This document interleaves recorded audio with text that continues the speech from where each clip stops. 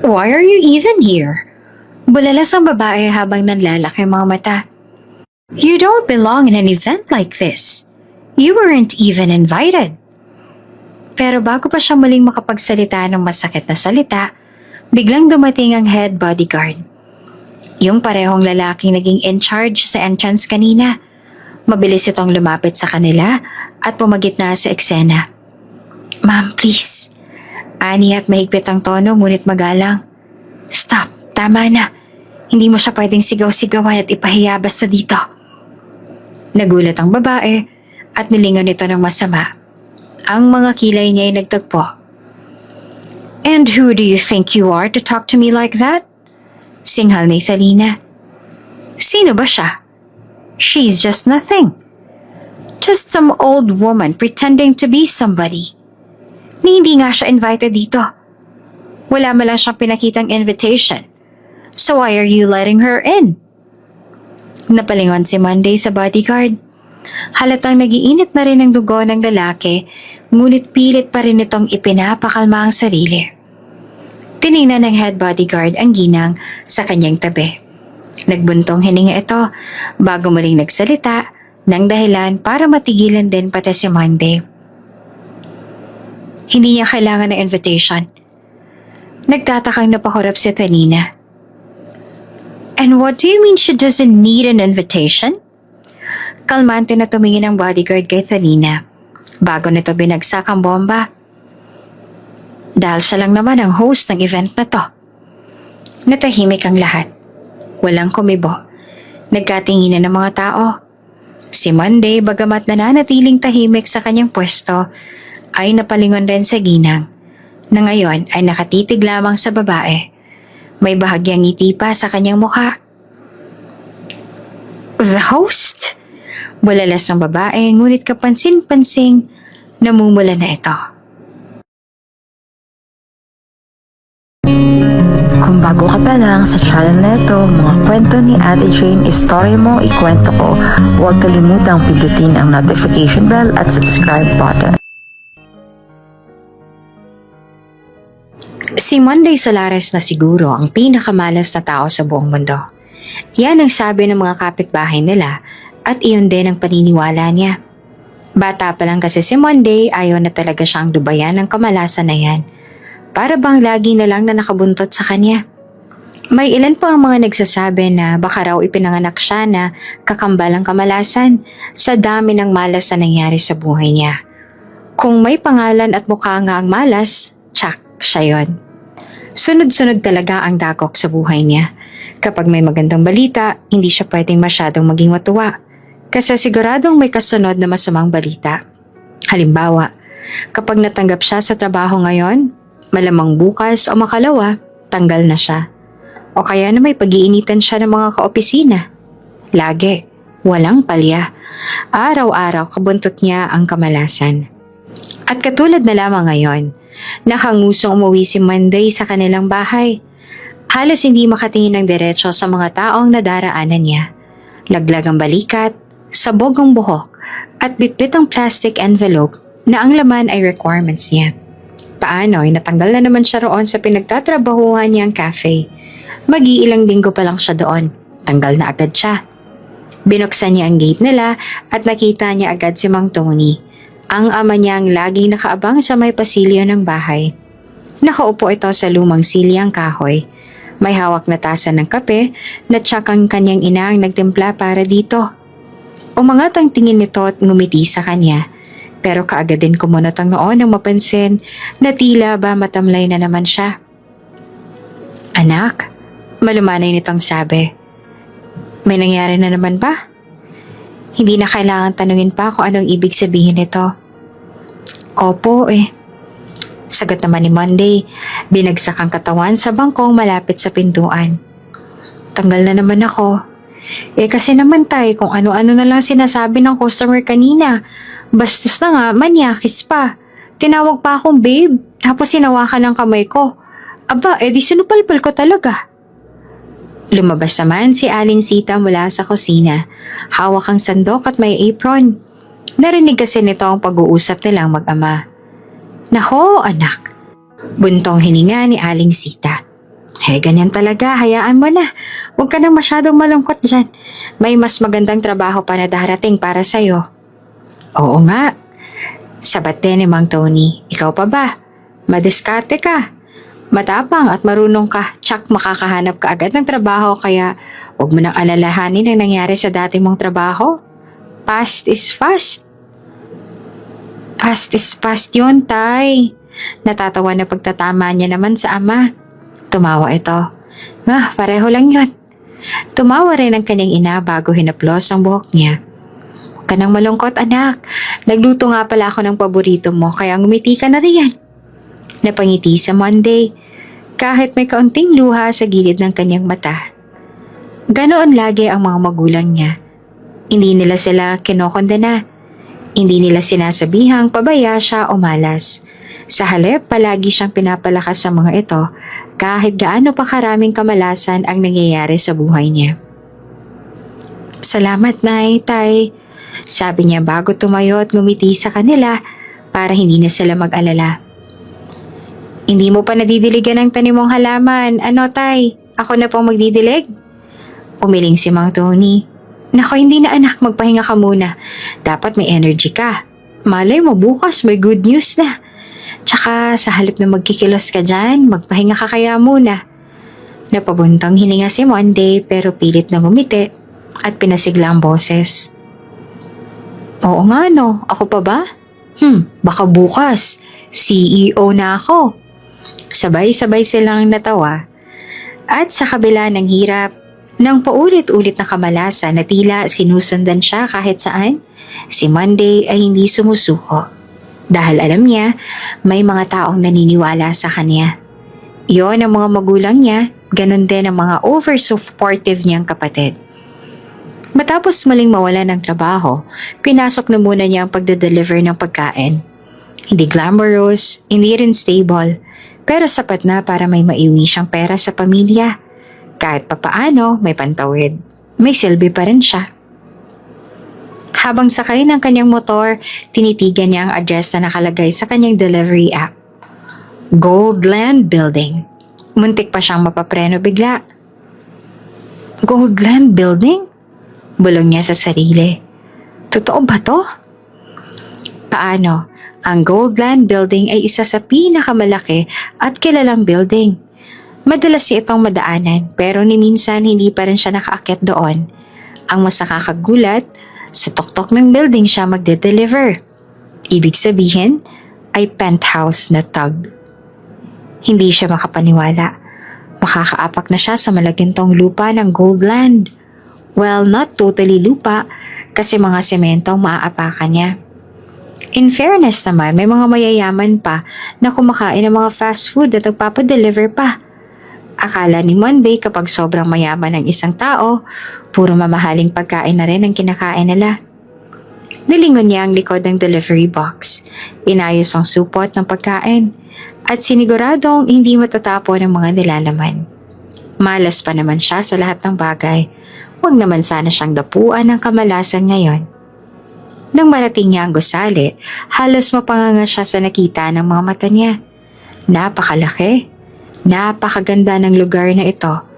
Pakiramdam niya, ngayon ay para siyang isang alien sa isang dimensyong hindi niya kayang abutin. Kinakabahan siyang naglakad papunta sa entrance. Pinilit maging composed kahit pakiramdam niya ay walang karapatan ng luma niyang rubber shoes na umapak sa marble na sahig. Good afternoon po, sir. Magde-deliver lang po ako. Bungad niya sa security guard. Penthouse? Tanong ng guard, sabay tingin sa screen. Oo, sige. Daan ka sa elevator sa kanan, top floor. Salamat po. Hindi pa man siya nakakasakay ng elevator, naramdaman niya na ang butil-butil na pawis sa batok at noo. Hindi siya pinagpapawisan dahil sa init, dahil kung tutuusin ay napakalamig dito dahil sa aircon. Pinagpapawisan siya kasi kinakabahan siya. Siyempre, sino ba naman ang hindi kakabahan para siyang taga na napadpad sa isang kaharian. Wala pa siyang kaide-ideya sa pasikot-sikot sa lugar na ito. Pagpasok sa elevator, bumungad sa kanya ang salaming pader. Agad niyang tinanggal ang helmet niya at inayos ang buhok niyang panglalaki ang gupit. Bata pa man ay titibo-tibo na talaga siya. Hanggang sa pagdalaga ay dala niya pa rin ang kilos niyang ganito. Napalunok siya bago inayos ang sarili. Pilit na pinapakalma ang dibdib niya kasi ninervyos na siya. Kaya mo to, Monday. Iha, ay hindi pala, ako pala yun. Mahina niyang biro sa sarili. Hindi naman halimaw ang mayayaman. Di ka nila sasaktan at hindi ka rin nila kakainin. Sus, magde-deliver ka lang naman. Isang malalim na buntong hininga ang pinakawalan niya. Pumikit siya sandali at naghintay ng ilan pang minuto, narinig ang pagding ng elevator. Senyales ng huling palapag. Bumukas ang pinto. Lumabas siya sa hallway na parang 5-star hotel ang ganda. Malinis, tahimik, at parang kahit hinga niya ay naririnig sa bawat dingding. At heto na siya. Nasa harap ng pintong may brass plate. Isang penthouse. Napalunok siya. Bakit pa siya sobrang kinakabahan ngayon? Okay, Monday. Hingang malalim. Marami pang ibang orders. Tapusin mo na to at nang marami ka pang ma-deliver. Hingang malalim. Pinindot niya ang doorbell. Ilang segundo pang lumipas at narinig niya na ang marahang pag-unlock ng pinto. Bumukas ito. At doon, tumambad sa kanya ang isang lalaki. Matangkad, maputi. Matangos ang ilong at mukhang modelo na lumabas straight from the magazine. Malalim ang titig. Naka-robe lang. Pero hindi iyon basta sa paningin kahit pa sumisilip ang matipuno nitong dibdib. Mukha pa ring desente. Dignified. Ganito siguro talaga kapag mayaman. Kahit anong suot, mukha pa rin silang desente. Hindi gaya niya na kahit ano sigurong isuot, nagmumukha pa rin siyang kawawa. Halos hindi agad nakagalaw si Monday. Napatitig siya sa lalaki. Sa malainukat na tong panga. Sa kilay na para bang laging may tanong. At ang tanong nga ay sumunod. Who are you? Tanong ng lalaki. Bahagyang nakakunot ang noo habang inaalala kung may ina-expect ba itong bisita. Napakurap naman si Monday. Bumalik sa ulirat. Nilagay niya ang kamay sa dibdib at bahagyang yumuko. Good afternoon po, sir. Si Monday po, delivery rider. Ito na pong order niyo. Sabay abot ng pagkain. Pilit pinatitingkad ang ngiti kahit nanginginig ang tuhod. Pero nananatiling nakatitig ang lalaki sa kanya. Tahimik, matalim. Nakakabingi ang katahimikan. Pakiramdam ni Monday ay kahit ang tibok ng puso niya ay naririnig ang buong hallway. Tapos nagsalita ulit ang lalaki. Mababa ang tono. You look familiar. Natigilan si Monday. Ako po? At bigla siyang natakot.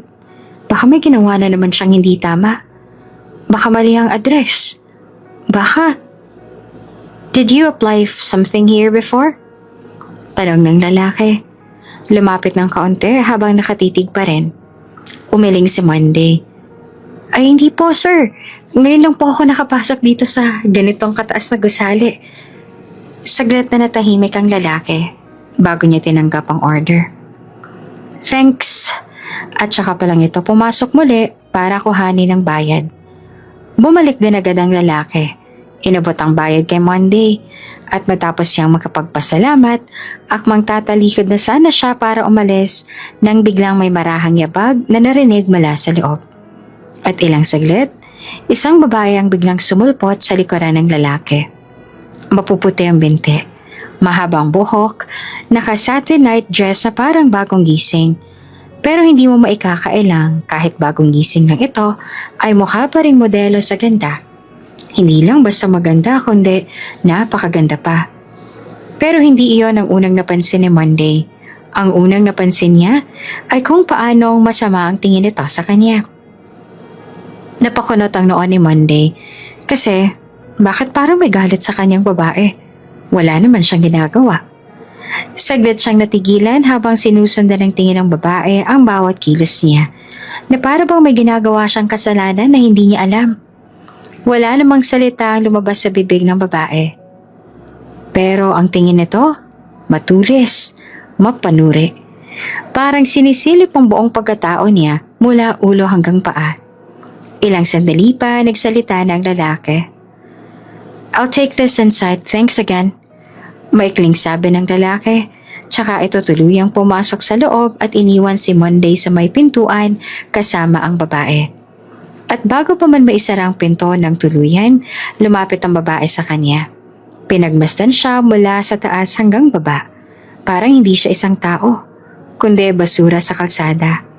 At sa malamig na boses ay nagsalita ito. Next time, huwag ka nang babalik dito. Napakunot ang noon ni Monday. Ha? Bakit po? Tanong niya. Litong-lito pero hindi na siya sinagot. Mariing isinara ng babae ang pinto sa harapan niya. Napaatras pa siya sa gulat. Grabe naman yun. Bulong niya sabay kamot sa bato. Wala naman akong ginagawa. Tahimik siyang lumakad palayo. Bitbit ang bakanting insulated food at ang pagkagulat sa inaasal ng babaeng hindi niya kilala. Paulit-ulit niyang iniisip kung may nasabi ba siyang mali o baka mali ang suot niya. Nag-check pa siya ng zipper. Kompleto naman. Hi, Monday. Kakambal mo nga talagang kamalasan. Buntong hininga niya habang nilalampasan ang hallway. Pagdating niya sa elevator, hindi pa rin niya mapigilan ang mag-isip. Siguro girlfriend niya yon, kaya siguro galit kasi baka nag-away sila. Kumamot ulit siya sa kanyang ulo, mas malakas na ngayon. Pero grabe ang sungit naman niya, para akong binuguhan ng yelo. Tapos napailing na lang siya, sabay na pangiti ng bahagya. In fairness, bagay sila. Gwapo si kuya, maganda si ate. Power couple vibes. Yun nga lang. Saglit siya napatitig sa kisame ng elevator habang bumababa. Masungit. Pagbukas ng pinto, lumabas siya at bumalik sa motor. Pilini niya na wag nang alalahanin ang nangyari kasi for sure, hindi naman na sila magkikita ulit. Maliban sa kakaibang encounter sa penthouse, wala namang sumunod na kamalasan sa buong araw ni Monday. Kaya naman habang nagmamaneho siya pa uwi, kahit papaano ay magaan ang loob niya. Hindi niya na masyadong iniisip ang inaasal ng babaeng nagsungit sa kanya kanina. Ay, sanay na ako doon. Bulong niya sa sarili.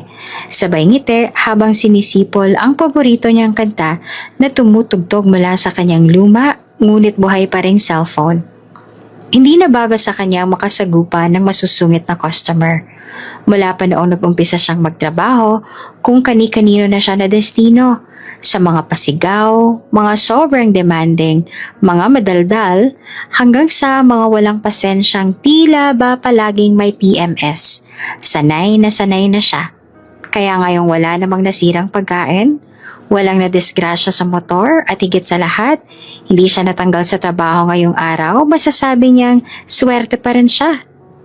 Pagdating niya sa kanilang maliit pero maayos na bahay, agad siyang sinalubong ng amoy ng nilagang baboy na niluto ng kanyang ina. Napangiti siya. Kumalam bigla ang sikmura niya. Monday anak! Masayang bati ng kanyang ina mula sa kusina. Tapos ka na sa biyahe mo? Tanong ng kanyang ama na nakaupo sa lumang sofa. Nagbabasa ng dyaryo.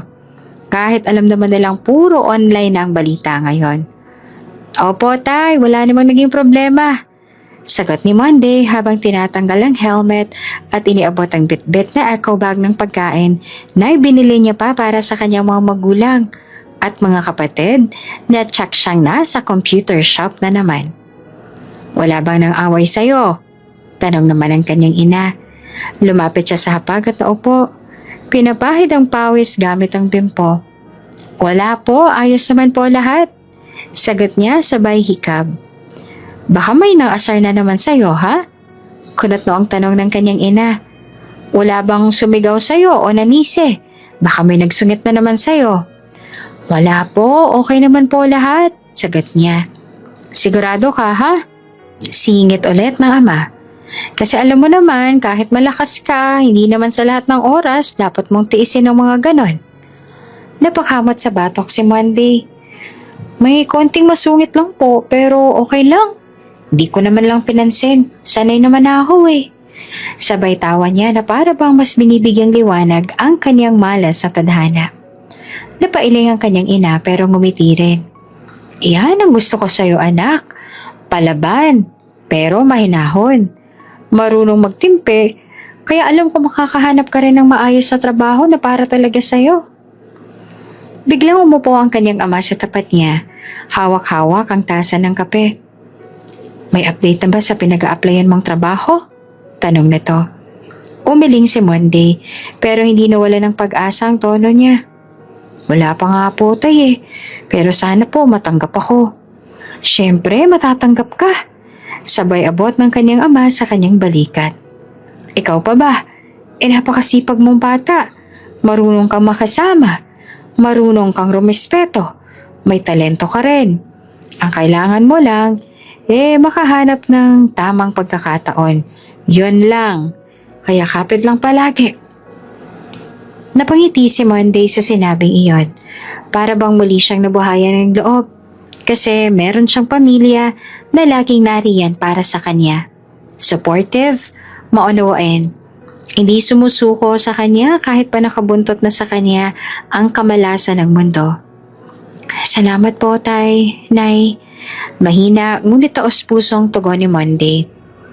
Kahit na tila kakambal niya na ang mala sa bawat hakbang, alam niyang habang may pamilya siyang naniniwala sa kanya, hindi siya kailanman tunay na talunan. Makakahanap rin ako ng mas magandang trabaho. Ako po ba? Dagdag pa niya, sabay ngiti na may bahid ng determinasyon.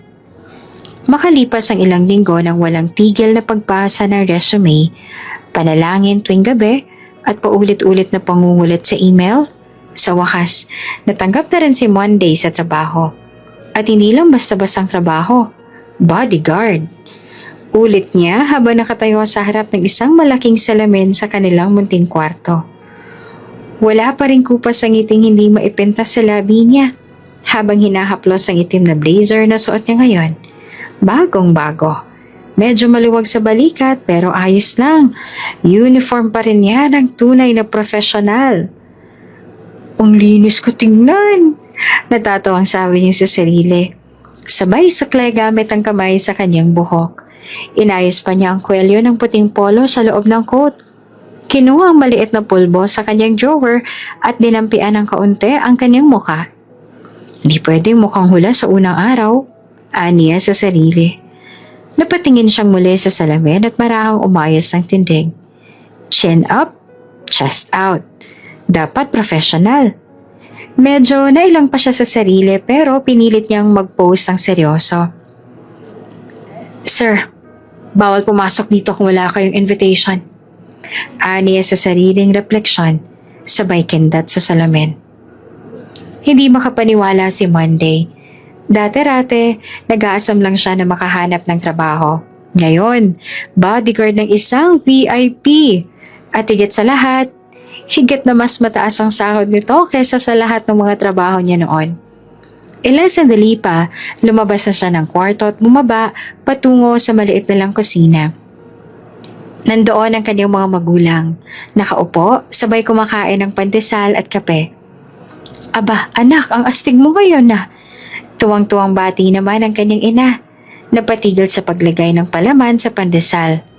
Aba, parang artista. Sabi naman ng kapatid niyang si Jared.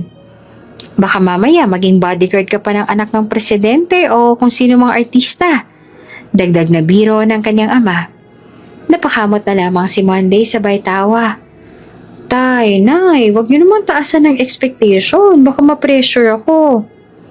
Anak, kahit sino pang bantayan mo dyan, basta magtrabaho ka lang ng tapat at maayos. Proud na kami sa'yo. Sabi ng kanyang ina, habang nilalagay ang isa pang pandesal sa isang supot. Eto, almasal mo. Huwag mong kalimutang kumain, ha? Baka matukhang ka ng gutom. Tinanggap naman niyo ni Monday, sabay halik sa pisngi ng ina. Salamat po, nay, tay.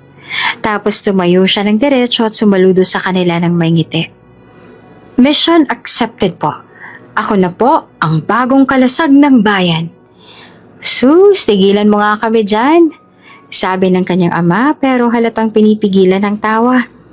Naglakad na palabas si Monday ng bahay. Habang bitbit ang kanyang maliit na bag at baon na pandesal, dala ang bagong panimula at bagong pag-asa. Na-training naman na siya sa mga kailangan niyang gawin at naipaliwanag na rin sa kanya lahat ng kailangan niyang malaman. Ganun pa man, ay kabado pa rin si Monday. Pero syempre, malakas pa rin ang loob niya.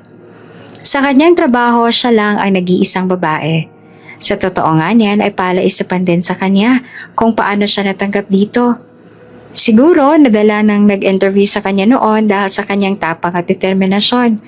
Kung kaya ang pangako niya sa kanyang sarili ay gagalingan niya sa trabaho na ito. Para naman hindi sayang ang chance na binigay sa kanya. Kahit pakakambal niya na nga yata ang kamalasan, sisikapin niya pa rin na magtagal siya dito.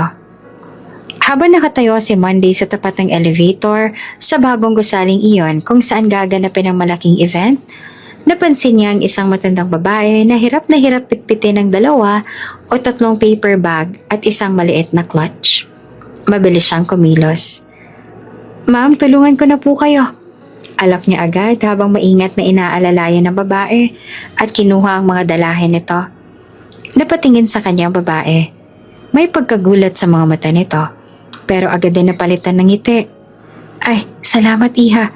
Naku, mabuti na lang at may mabait pa rin pala ngayon." "Naku, walang anuman po," sagot ni Monday habang tinutulungan itong makapasok sa elevator. Pagpasok nila, niyuko ni Monday ng kaunti ang ulo bilang paggalang. "Ingat po kayo, ma'am." "Salamat iha, mabuting bata ka," sagot ang matanda. "Ano palang pangalan mo?" "Monday po." "Ako naman si Edith. Nay Edith na lang itawag mo sa akin." "Sa hotel ka ba ito nagtatrabaho?" "Ay hindi po, pero bodyguard po ako sa malaking event na gaganapin sa Grand Hall mamaya." "O ganun ba? O siya, mag-iingat ka at maraming salamat sa tulong mo ha." Ilang oras ang lumipas at nagsimula na ang kanyang unang assignment. Suot ang kanyang black suit, naka-earpiece at nakatayo sa harap ng entrance ng isang malawak at eleganteng ballroom sa isang sikat na hotel. Kabado ngunit naka-alerto si Monday. Isa siya sa mga naka-assign sa pagtanggap at pag-check ng mga invitations ng mga VIP guests. Kinakabahan siya. "Ang dami pong kilalang tao," bulong niya sa katabi niyang bodyguard. "Grabe, sosyal pala talaga ng event na to, no?" Napangiti na rin maging ang katrabaho. "Sinabi mo pa, ilang taon na akong bodyguard at ito pa rin ang pinakamagarbong event taon-taon. Hindi lang artista at modelo, pati senador, diplomat at mga may-ari ng malalaking kumpanya." Napalunok si Monday. Ngunit biglang sumingit ang isa pang bodyguard sa kanan nila. "Pero alam niyo ba, iha?" bulong nito. "May mas exciting ngayong gabi." "Ha? Ano po yun?" tanong ni Monday. "Paparating daw yung pinakahihintay ng lahat. Yung pinakabatang bilyonaryo sa bansa na may dugong maharlika." Napakunot ang noo ni Monday. "Talaga po?" "Oo," sagot ng isa. "Hindi siya umattend last year. Pero ngayon daw, darating na. Kaya nga mas maraming dumalo ngayon para makita siya eh. Sobrang bihira kasi nung lumabas. Sobrang private ng taong yon. Kaya malaking bagay na narito siya ngayon at darating." Lalo tuloy na excite si Monday sa narinig. "Sigurado bang darating siya?" tanong naman ni Mang Lito. "Confirm, may nakapwesto na sa labas para hintayin ang convoy niya. Mas may madami pang security yon kaysa sa presidente." Napatango si Monday. Kahit wala pa siyang ideya kung sino ang tinutukoy nila, pero ngayon, ramdam niya na ang pagtaas ng tensyon. Nakaka-excite. Makikita niya na ang sinasabi nila. Makalipas ng ilang mahabang sandali, abala pa rin si Monday sa pag-check ng invitations.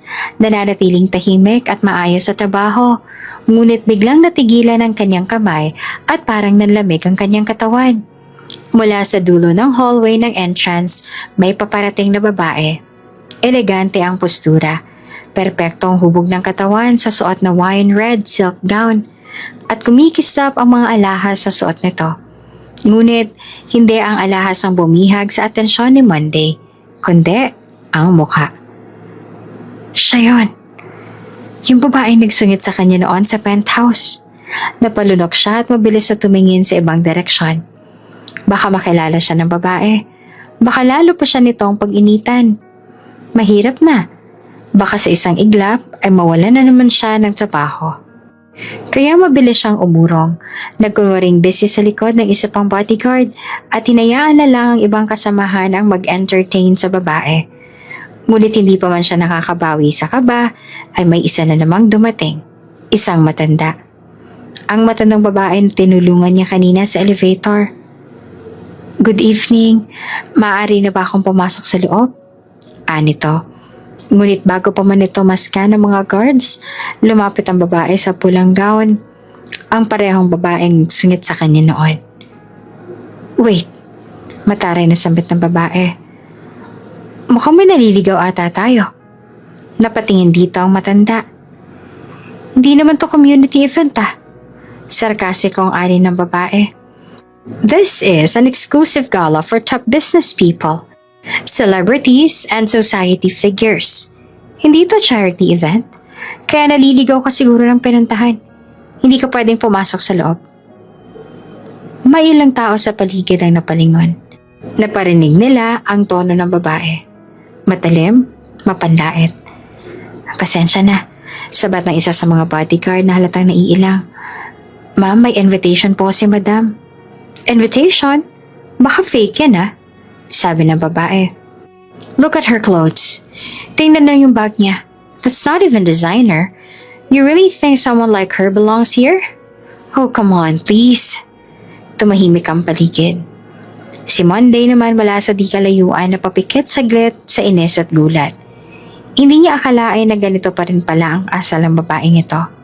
Sa liit ng mundo, heto't muli niyang nasaksihan ang pagmamaliit ito sa kapwa dahil lang sa itsura, dahil lang sa edad. Ang mata pilit pinapanday ang ngiti. Anak, ini-invite ako ng isang kaibigan ko. Siya mismo ang magbibigay ng... Kung sino man yan, tell her next time. Don't give invitations to random strangers in the street. Lalong nanliit ang mata. Hindi na kinaya ni Monday. Humakbang siya paabante. Pinag-iisipan niya kung dapat ba siyang makialam o manahimik na lang ulit. Ngunit nang makita niyang napayuko ng matanda sa hiya at may mangilang-ilang guest nang napapangiti na parang nakikiayon sa panglalait ng babae, patuloy pa rin sa pagmamaliit ang babae sa matanda. Sabihin mo nga sa akin. Madingwi ka ng babae. Anong ginawa mo para makakuha ng invitation? Namamalimos ka ba o baka naman wala ka naman talagang kaibigan na umambita sa'yo? Sa halip, baka ninakaw mo yan sa kanya. May ilan pang mga guests na napatigil sa paglalakad, tumititig ng uosyoso. Ang matandang babae, si Ginang Edith, ay nanatiling kalmado. Hindi nito sinagot ang babaeng bumabastos. Ngunit kapansing-pansing lumalalim ang tingin nito at marahan lamang itong tumitig pabalik. Hindi na nakatiis si Monday. Hindi niya makaya na tumayo na lamang habang pinapanood na ipahiya ang matanda na wala namang masamang ginagawa. Tama na, mahinahong sabi ni Monday. Ngunit may bigat ang bawat salita. Hindi po tayo narito para mahusga ng kapwa. Lalo na kung hindi mo pa nga siya kilala.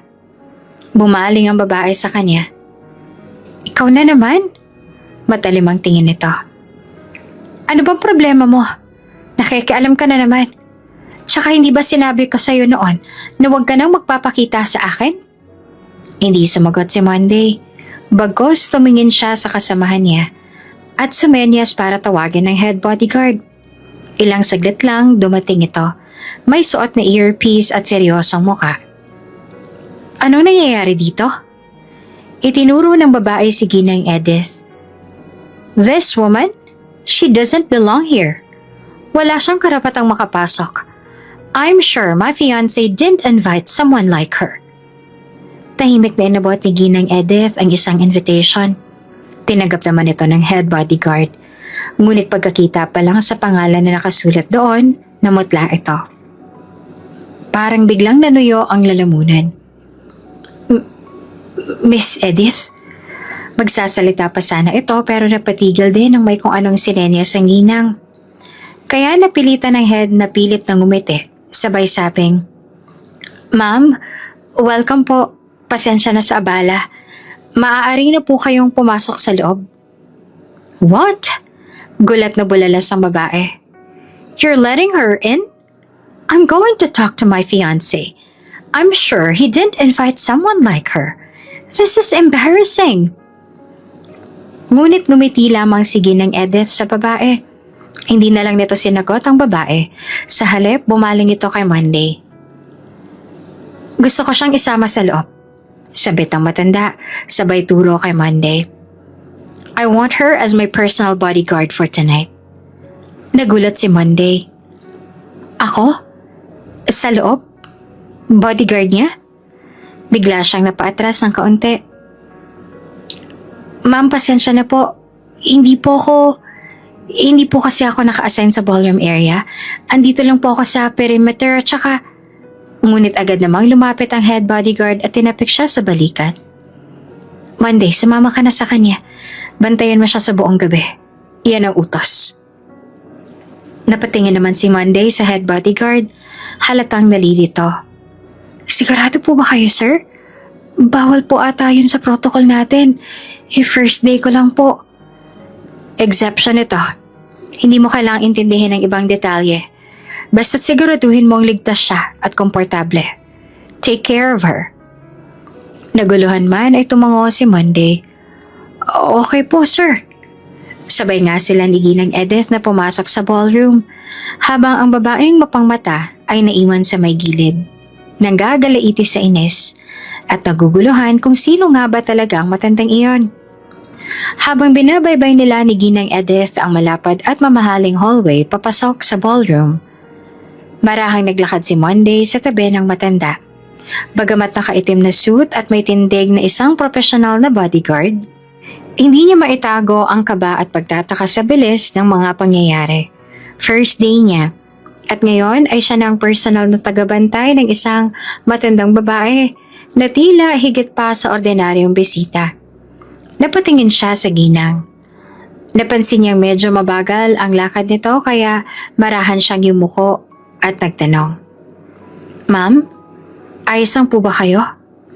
Gusto niyo po bang magpahinga muna bago tayo pumasok?" Banayad ng ngumiti naman sa kanya ang matanda. "Ayos lang ako, iha. Salamat sa pag-aalala." Sandaling tumigil ito tumingin sa kanya. "At saka salamat din sa pagtanggol mo kanina. Hindi lahat ay may tapang na sumagot sa mga taong mapanghusga." Napakamot sa batok si Monday. Medyo nahiya. "Nako, wala po yun. Ginawa ko lang po yung tama. Ayoko lang pong may napapahiya at nasasaktan sa harap ko. Lalo na kung hindi naman po kayo gumagawa ng masama. Tsaka trabaho ko po yun bilang guard." Muling gumiti ang matanda. Parang mas lalong lumalim ang tingin nito sa kanya. "Bihira ng mga kabataang may ganyang prinsipyo, ah." Nito. Sandaling katahimikan ang sumunod habang patuloy silang naglalakad. Ngunit ilang sandali pa, muling nagsalita si Ginang Edith. "Bakit nga ba parang kilala ka ni Thailana?" "Thalina po?" Naguguluhan niyang tanong. "Yes, yung babae kanina." "Thalina ang kanyang pangalan." Sabi niya. Napakamot muli si Monday sa ulo. Nahihiyang umiti. Kasi po dati pong delivery rider ang trabaho ko. Nagkataon lang po na nakadeliver po ako minsan sa penthouse nila. Doon ko po siya unang nakita." Tumango si Ginang Edith. "Anong ginawa niya sa'yo? Sinaktan ka ba niya? Pinahiya?" Hindi naman po niya ako sinaktan, pero sinabihan niyo po ako na wag na raw po akong babalik doon." Sagot ni Monday, habang pilit na pinapakalma ang sarili. Napataas ang kilay ni Ginang Edith. "May nagawa ka bang kasalanan sa kanya noon kaya niya yun nasabi sa'yo?" Umiling si Monday agad. "Wala naman po, pero parang ayaw niya lang po sa akin. O baka nagkataon na bad mood lang siya noon." Napailing na lang ang ginang. Ganun talagang ugali ng babaeng yun. Isa yun sa hindi ko nagustuhan sa kanya. "Matagal na po ba kayo magkakalala ni Miss Thalina?" "Oo, Kilalang kilala ko si Thalina. Ang kahulugan na wika ng matanda. At sa mga asal niyang ganito, mas lalo niya lang akong binibigyan ng dahilan para hindi ko siya magustuhan. Paglapit nila sa pintuan ng ballroom, tumigil si Monday at saglit na huminga ng malalim. Doon niya lang napagtanto na ilang hakbang na lang ay makakapasok na siya sa isa sa pinakasosyal at pinakabonggang event na napuntahan niya. Sumulyap siya sa ginang. Ma'am, sa totoo lang po, kinakabahan po ako. Napalingon si Ginang Edith. Bakit naman? Kasi po, first time ko pong pumasok sa ganitong klase ng event. Parang ibang mundo po ito. Lahat ang kinis, ang mamahal ng mga suot, ang sosyal. Baka po makaapak ako ng gown o mabangga akong vase. Wala po akong maipang babayad sa mga suot nila. First day ko pa lang po ngayon sa trabaho. Napatawa si Ginang Edith. Isang magaan na tawa na tila musika sa gitna ng tensyon. Huwag kang kabahan, iha. Sa lahat ng taong dapat na narito ngayon, isa ka doon. Dahil marunong kang gumalang. Marunong kang magtanggol ng mahina. Hindi lahat ng may tuxedo o may gown may mabuting puso.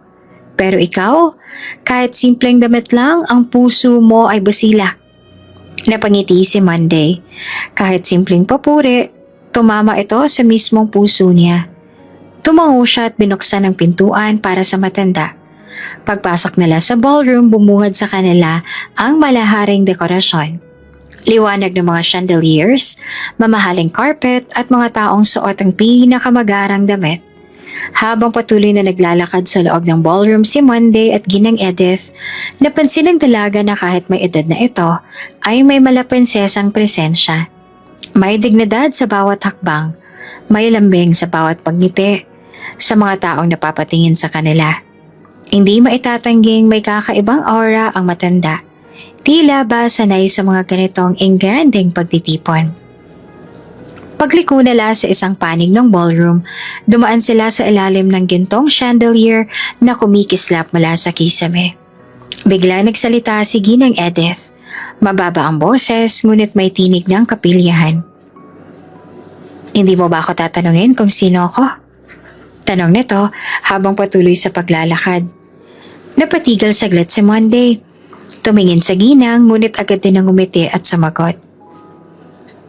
Kung hindi niyo po sasabihin, hindi ko na rin po itatanong, ma'am. Trabaho ko lang naman pong bantayan kayo. Hindi makaalam. Napahinto si Ginang Edith, tsaka marahang napailing habang natatawa.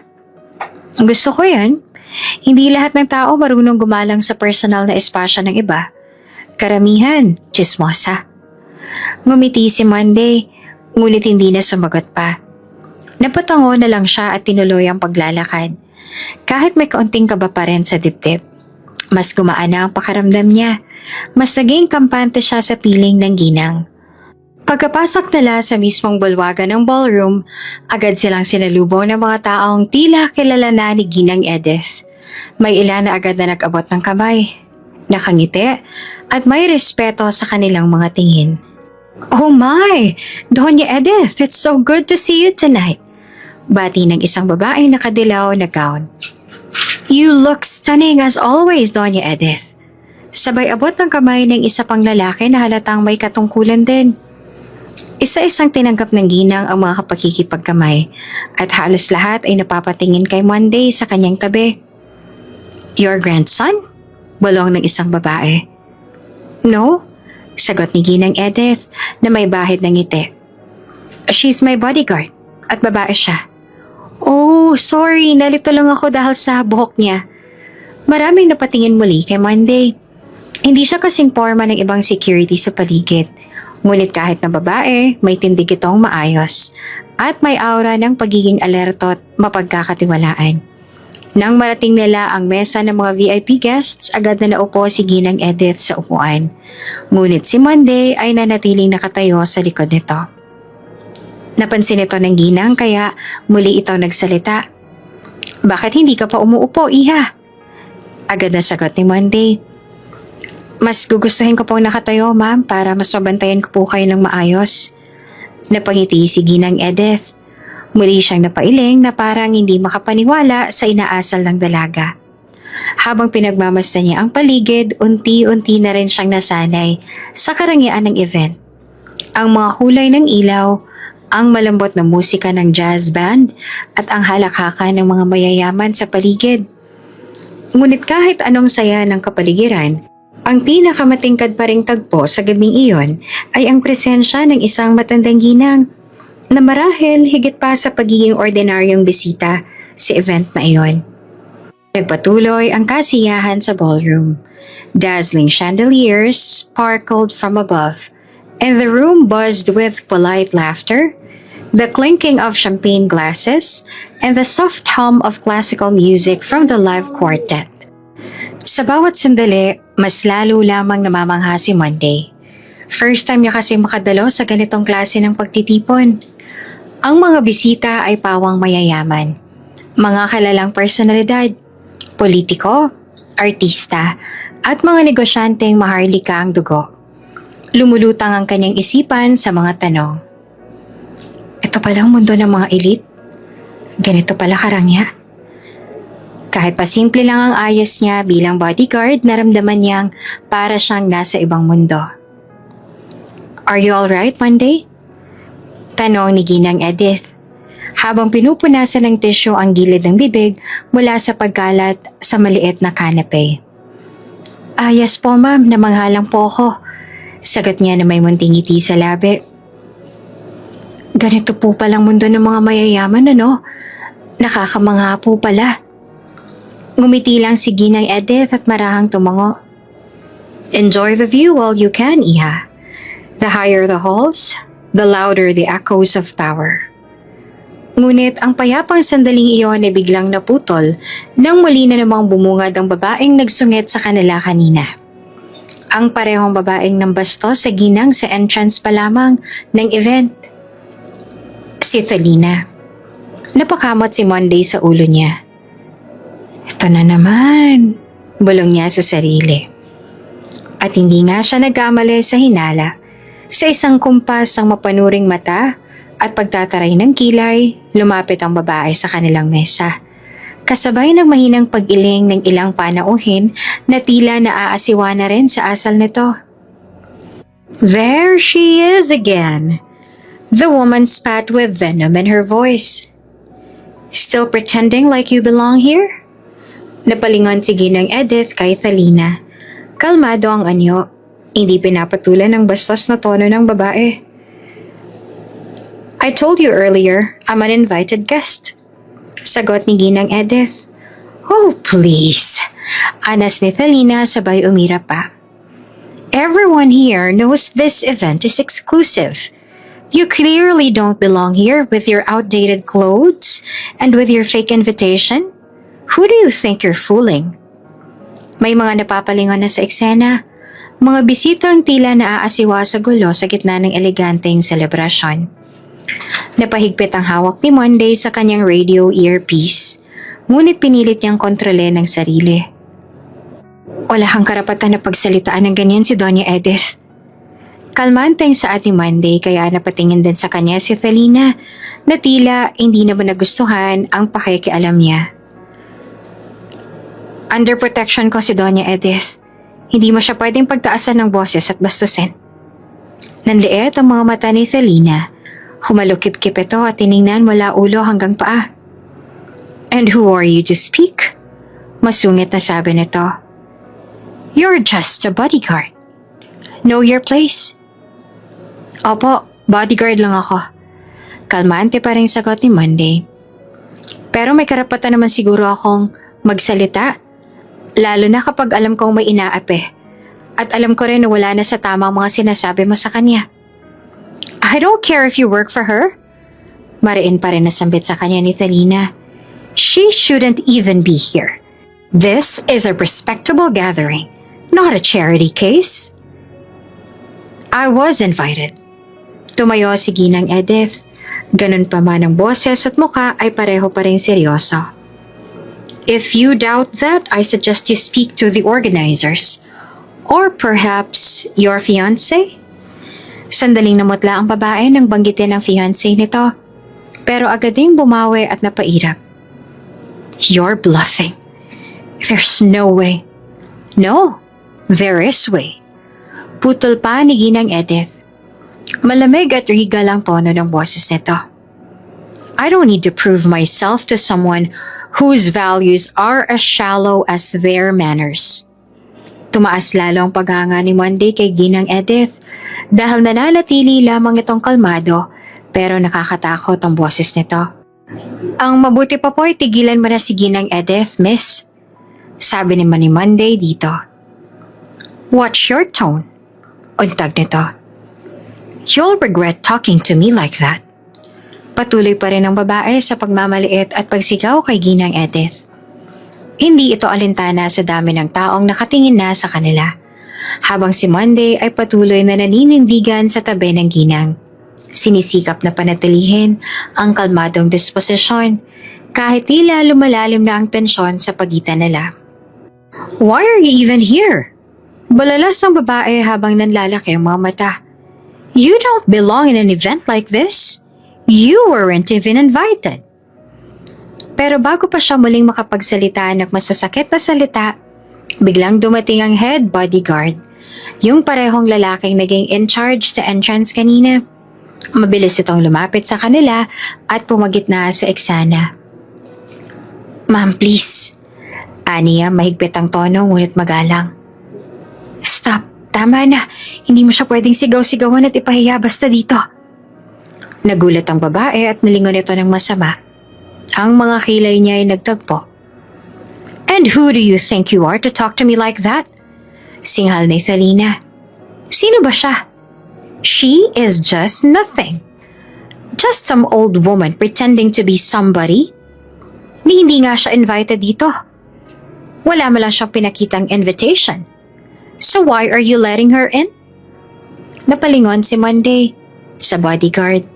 Halatang nagiinit na rin ang dugo ng lalaki, ngunit pilit pa rin itong pinapakalma ang sarili. Tiningnan ng head bodyguard ang Ginang sa kanyang tabi.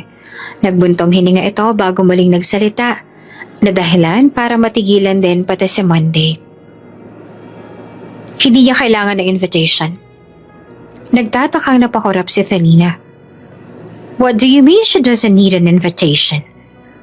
Kalmante na tumingin ang bodyguard kay Thalina bago nito binagsak ang bomba. Dahil siya lang naman ang host ng event na to. Natahimik ang lahat. Walang kumibo. Nagkatinginan ng mga tao. Si Monday, bagamat nananatiling tahimik sa kanyang pwesto ay napalingon rin si Ginang na ngayon ay nakatitig lamang sa babae. May bahagyang ngiti sa kanyang mukha. The host? Malalas ang babae, ngunit kapansin-pansing namumutla na ito. Yes, sagot ng head. She's the mother of your fiancé. Nabitawan ng babae ang hawak niyang clutch bag. Lahat ng dugo sa mukha nito ay tila naglaho sa isang iglap. Mother of what? Nauutal na untag nito. Yes, ma'am. Ginang Edith is your fiancé's mother. Pagkumpirma ng lalaki. And this is her event. Tuluyang namutla si Thalina at hindi malaman kung saan ibabaling ang tingin. Ang mga mata ng bisita ay ngayon nakatutok dito. Mula sa pagiging mapangmata, ngayon siya na ang kinakain ng hiya. Tila gusto na lang nitong lumuni ng lupa sa sobrang kahihiyan. Samantala si Monday ay tahimik lang na nakatayo sa tabi ni Ginang Edith. Ngunit sa kanyang loob hindi niya inakalang ganito pala katimbang ang Ginang na kanyang ipinagtatanggol. Sa halip ay muling kalmante na nagsalita si Ginang Edith. The next time you look down on someone, make sure they're not looking right back at you from above. Hindi na nakapagsalita si Thalina at pahiyang-pahiya lamang ang itsura nito. Ngumiti naman dito si Ginang Edith bago bumaling kay Monday na napangiti rin sa labis sa paghanga para kay Ginang Edith. Hindi siya makapaniwala na napakayaman pala talaga ni Ginang Edith sa kabila ng napakasimple nitong kilos at pananamit. Ganon pa man, hindi pa rin makapaniwala si Monday sa mga nangyayari. Para siyang binuhusan ng malamig na tubig sa labis na pagkabigla. Ang ginang na ilang minuto lang ang nakalipas ay inaape sa harap ng maraming tao ay siya palang host ng buong engranding event na ito. Napalunok siya ng tuyo. Siya pala yun. Napatingin siya kay Ginang Edith na ngayon ay nakatitig lang sa kanya ng may bahagyang ngiti. Halika na iha. Nito sa kalmadong tinig. Umalis na tayo rito. Hindi malang lubos maunawaan ang ibig sabihin ng matanda. Sunod-sunuran naman si Monday habang naglalakad sila palayo sa ballroom. Hindi pa rin siya makapaniwala. Patuloy pa rin sa pag-ikot ang isip niya. Pagkaraan ng ilang hakbang na itanong niya na ang bumabagabag sa kanya. Aalis na po tayo, Ginang? Umiling ang Ginang. Hindi, pupuntahan lang natin ang anak ko. Gusto kong makilala mo siya. Kanina pa siyang narito. Pinapanood lang ang lahat ng nangyayari. Bahagyang kinilabutan si Monday. Kanina pang narito? Pinapanood lang sila? Hindi na siya nagtanong pa. Tahimik siyang sumunod sa Ginang na dinala siya sa isang open lounge na bahagyang natatabingan ng mga kortina at halaman. Doon sa gilid, nakatayo ang isang lalaki. Nakasandal sa railing, hawak ang sigarilyo at malamig ang titig sa kadiliman ng gabi. Naninigarilyo, tahimik. Matikas ang tindig. Sebal, tawag ng Ginang. Paglingon ng lalaki, namilog ang mga mata ni Monday. Tumigil siya sa paglalakad. Paano ay agad niyang nakilala ang lalaki? Ito, ang lalaking nasa penthouse. Ang lalaking pinag-deliveran niya ng pagkain noon. Nakasamang babaeng masungit. Ang lalaking akala niya ay simpleng rich boy lang. Ngayon nakikita niya itong muli. Pero sa ibang liwanag. Hindi lang pala ito basta gwapong lalaki sa penthouse. Anak ito ni Ginang Edith. Mom! Tugon ng lalaki habang tinatapon ng sigarilyo at inapakan niyon. Lumapit ito sa kanila. Mabigat ang presensya. Si Monday tahimik din. Nanginginig ang kamay niya sa hindi malamang dahilan ay kabado siya. Tumayo sa pagitan ng anak at ni Monday si Ginang Edith. Tinitigan nito ng diretso ang anak. Nakita mo naman siguro ang nangyari, hindi ba? Panimula ng Ginang. Matatag ang tinig. Nakita mo kung paano akong pinahiya. Kung paano ako apihin at maliitin. Dahil lang sa itsura ko. Dahil ang kasuotan ko ay hindi kasing rangya ng kasuotan ng ibang naroon. Yes, I saw everything. Katulad ng sinabi ninyo. Hindi ako nakaalam at pinanood ko lamang lahat ng nangyari. Kalmante pa rin ang tinig ni Sebal. And I'm sorry kung naranasan mo yon sa kanya, Mom. Hindi ko alam na magiging ganan pala ang kanyang ugali. That's the woman you're going to marry?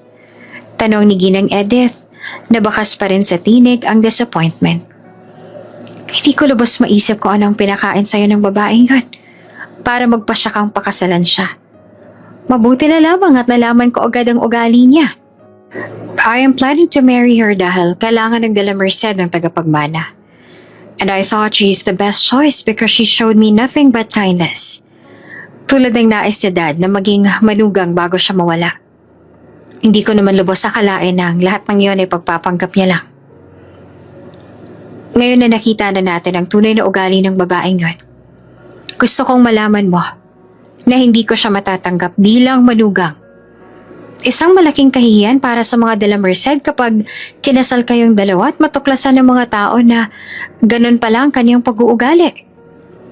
Awkward lamang na nakatayo si Monday habang seryoso na nag-uusap ang mag-ina. Hindi niya malaman kung dapat na ba siyang umalis o manatili na lamang doon at magkunwari na animoy wala siyang naririnig. Muling bumalik ang titig ni Ginang Edith kay Monday.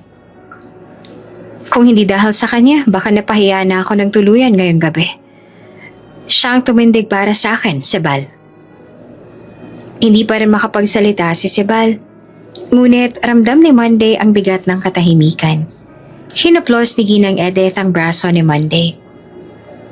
She stood up for me. When your fiancé just embarrassed me. Hindi pa rin makakilos si Monday sa kinatatayuan niya. Parang nananaginip pa rin siya sa bilis ng pangyayari. Hanggang sa mapansin niyang lumapit si Sebal sa kanya. Saglit nitong tinitigan ang kanyang mga mata bago bahagyang yumuko. "Thank you," mahinang sambit ni Sebal. "Thank you for defending my mom." Hindi agad nakasagot si Monday. Hindi niya inakalang ang lalaking ito na akala niya ay isnabero at matapobre, kagaya ng fiancé nito, ay marunong din palang tumanaw ng utang na loob. Pagkatapos noon ay hinarap ni Sebal ang ina. "Mom," may nahang sambit niya. "Ako na po ang bahala. Ako na makikipag-usap kay Thalina. I'll make sure na hindi na po mauulit ang nangyari ngayong gabi." Naningkit ang mga mata ni Ginang Edith habang nakatingin sa anak. Tsaka muling nagsalita. Matigas ang tinig. "Talaga bang itutuloy mo ang pagpapakasal sa babaeng yon, Sebal?" Napatingin naman si Sebal sa ina. Saglit na napabuntong hininga. "Mag-uusap pa po kami. I need to talk to her first." Mahinahong sagot nito. Napairap naman si Ginang Edith at agad na tumalikod ng bahagya. Sa kabila ng tensyon, nagpaalam si Sebal. "I'll excuse myself. I'll go talk to her now." Tumango ito kay Monday, tsaka mabilis na naglakad palayo. Naiwan sila ni Ginang Edith hanggang sa mapansin ni Monday ang pag-iling ng ginang. "I can't believe my son," ani Ginang Edith na halos bulong pero puno ng hinanakit. Nabilog siya ng babaeng yon. Pinaikot siya sa palad. At kahit ilang ulit ko siyang binalaan, hindi pa rin siya naniniwala. Hindi karapat-dapat ang babaeng yan na maging parte ng pamilya de la Merced dahil sa kanyang ugali. Magdadala lamang siya ng kahihiyan sa aming pamilya.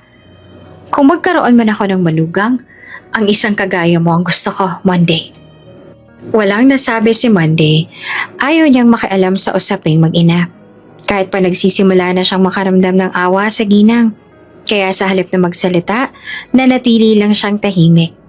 Nakatayo sa tabi nito bilang isang tapat na kasama. Napatingin si Ginang Edith sa kanya at sa kauna-unahang pagkakataon may lungkot sa mga mata nito. "Alam mo ba, Iha, bago nawala ang asawa ko, ang ama ni Sebal, ang hiling niya ay makahanap si Sebal ng isang babaeng may busilak ang puso, napakakasalan niya at makakasama habang buhay. Iyon lamang ang tanging gusto niya. At alam kong hindi si Thalina ang babaeng yan para sa kanya. Matagal ko na siyang sinusubaybayan. At alam ko na kung gaanong kagaspang ang ugali niya." Hindi pa rin nagsasalita si Monday. Ngunit alam niya na ang gusto lamang ng ginang ay para sa ikabubuti ng anak nito. After all, sino na namang ina magnanais ng hindi maganda para sa anak nito? "Ano sa tingin mo, Iha? Anong kailangan kong gawin?" Baling nito sa kanya. "Sa tingin ko po ay si Sir Percival lamang maaaring magpasya pagdating sa bagay na yan." Ang tangi niya lamang na nasabi. Nagbuntong hininga si Ginang Edith bago tumango. "Tama ka riyan, Iha." Muling bumalik sa ballroom sina Ginang Edith at Monday. Pagpasok pa lang nila ay muli silang sinalubong ng mga tanawing kagalang-galang. Mga taong bihis na bihis. Mga piling panauhing abala sa pag-uusap at mga halakhak na may kasamang kasosyalan. Ngunit si Monday ay hindi maalis ang tingin sa isang tao. Doon sa gitna, sa di kalayuan nakita niyang abala si Sebal. O dapat nga palang tawagin sa buong pangalan nitong Antonius Percival de la Merced. Sa pakikipagkamay at pakikipag-usap sa ilang prominenteng bisita. Ang postura ng binata ay maayos, maginoo at walang bakas ng pagod sa mukha. Mula sa kinatatayuan ni Monday, tila ba isang prinsipe ang lalaking iyon. Prinsipe ng mga negosyanteng may dugong bugaw. Napansin din niya ang isang bagay. Wala na roon si Thalina. Napatingin ito sa paligid. Bahagyang umikot ang kanyang paningin sa buong ballroom. Baka napahiya at umalis na lang. Mahina niyang bulong sa sarili. Ilang saglit pa, may narinig silang anunsyo mula sa host ng gabi. "Ladies and gentlemen," sabi ng announcer sa entablado, Let us all welcome tonight's most awaited man of the hour, Mr. Antonius Percival de la Merced. Sabay sabog ng palakpakan. Tumindig si Sibal mula sa kinauupuan at paaangating yumuko sa harap ng lahat bago marahang umakyat si entablado. Tahimik ang buong silid habang nagsimulang magsalita ang binata. Magandang gabi po sa inyong lahat. Panimula ni Sibal. Lubos po ako nagpapasalamat sa inyong pagdalo ngayong gabi. This night is not just a celebration of success, but a reminder that no business, no empire is ever built alone. It is built by people, by trust, and by loyalty. Muling umalingaw-ngaw ang palakpakan. Habang nakikinig na palunok si Monday, hindi niya alam kung bakit, pero parang may kung anong kakaibang paghanga ang unti-unting umuusbong sa kanyang dibdib. Tila ba pinapanood niya ang isang buhay na huwaran, isang taong hindi lamang bihasa sa negosyo, kundi marunong ding magpahalaga sa mga taong nasa paligid niya. Napansin iyon ni Ginang Edith. Bata pa lang yan, ganyan na yan. Ani Ginang Edith habang nakatingin rin sa anak sa entablado. Hindi ko na siya kailangang pilitin. Kusang nag-aaral. Kusang lumalapit sa mga mentor. Palagi niyang gustong matuto. Lalo na't maaga siyang namulat sa negosyo. Napatingin si Monday sa Ginang. Kaya pala parang napakataas ng respeto ng mga tao sa kanya. Ngumiti si Ginang Edith. Oo, Percival. Iba siyang bata. Pero simula nung mawala ang ama niya, mas pinili niyang umiwas sa limelight. Hindi na siya masyadong nagpapakita sa mga ganitong event. Pero ngayong gabi, he came back. Para sa mga taong patuloy na nagtitiwala sa kanya. Para sa kumpanya namin. Kaya ang gabing ito, hindi lamang isang normal na gala. Celebration din sa tagumpay ng negosyo na siyang humawak. At celebration din sa wakas ay pinili niya ng umalis sa anino at humarap sa ibang tao. Bahagyang napatingin si Monday muli kay Sibal na ngayon ay bumababa na mula sa entablado matapos ang speech na to. At kahit doon ay marami pa rin ang gustong kamayan nito. Tahimik lamang si Monday pero sa puso niya may kung anong kakaibang paggalang at siguro simula na rin ang isang bagay na mas higit pa sa respeto. Habang patuloy ang seremonya sa ballroom, may isang sandaling napatigil si Monday sa pagtayo sa tabi ni Ginang Edith. Napansin niyo ng Ginang at bahagyang lumingon sa kanya. Hindi ka ba magsasaya, iha? Tanong nito na may halong inaamong ngiti. Napatigil si Monday. Hindi niya alam kung paano sasaya sa isang lugar na tila hindi siya nababagay. Napakamot siya sa batok at saka napangiti ng pilit. Ako po? Hindi na po, ma'am. Okay na po ako dito. Ngunit bago pa man siya makatanggi, may isang waiter na lumapit sa kanya at nag-alok ng inumin. Red wine po, ma'am. Hindi alam ni Monday kung paano ang tanggihan niyon. Napatingin siya sa baso, sa waiter, at saka kay Ginang Edith. Naabala naman sa pakikipag-usap sa isang babaeng bisita. Kaya't sa huli, tinanggap niya na lamang ang baso ng wine. Salamat po. Tahimik siyang tumalikod at naglakad pabalik sa kinatatayuan ni Ginang Edith. Iniiwasan niyang matapunan o mabunggo ang mga mamahaling gown o suit ng mga naroroon. Ngunit sa kanyang pag-iwas at pagiging sobrang maingat, doon naman siya minalas. Sa hindi inaasahang pagkakataon may nabangga siyang lalaki. Tumila po ng bahagya ang laman ng kanyang baso. Nanlaki ang mga mata ni Monday nang makita kung sinong nabangga niya. Si Sibal. Si Antonius Percival de la Merced. Muntik nang nalaglag ang baso mula sa kamay niya. Agad siyang yumuko. Bilang paghingi ng paumanhin. Pasensya na po sir, hindi ko po sinasadya. Seryosong tumingin sa kanya ang binata. Ang dating maginuot kalmadong mukha ay bahagyang naiba ang anyo. Seryoso, matalim ang mata, at malamig ang boses. Tiningnan ni Monday ang sapatos nito. Napatakan ng pulang alak. Narinig niya ang mahinang bolong ng lalaki. Damn it. Pasensya na po talaga, sir. Lilinisin ko po. Sandali lang po. It's fine. Malamig na sabi ni Sibal. Tila wala nang balak pansinin pa siya. Pero hindi matahimik si Monday. Hindi niya kayang palampasin iyon. Baka mamaya magreklamo ito kay Ginang Edith. O worse, sa organizer. Kaya't buong lakas ng loob na sinabi niya. Pupunasan ko na lang po, sir. Sandali lang po. Please po. Ayaw mang pumayag ng binata, hindi na rin siya tinanggihan dahil sa pagpupumilit niya. Kaya't sabay silang lumapit muli sa kinaroroonan ni Ginang Edith. Pagdating nila, bahagyang nagulat ang Ginang nang makita ang dalawa. Ma'am, ani Monday, nahihiyang umiwas ang tingin. Natapunan ko po kasi si Sir Percival. Pupunasan ko na lang po muna siya sa bathroom. Babalik din po kami agad. Sa halip na magalit, ngumiti lang si Ginang Edith. Sige, iha. Tumango si Monday at sinama na ang binata. Nananatiling hawak niya ang pulso nito, ngunit nawala sa isip ni Monday dahil sa labis siyang nag-aalala at kinakabahan din. Sumalyap siya sa binata habang sila'y naglalakad. Si Sibal naman tahimik lang pero tila hindi na masyadong seryoso ang mukha. Habang naglalakad sila palayo roon sa ballroom, pinapagalitan ni Monday ang sarili sa isip niya. Kung bakit ba naman kasi kailangang sa binata pa siyang babangga sa dami ng tao roon?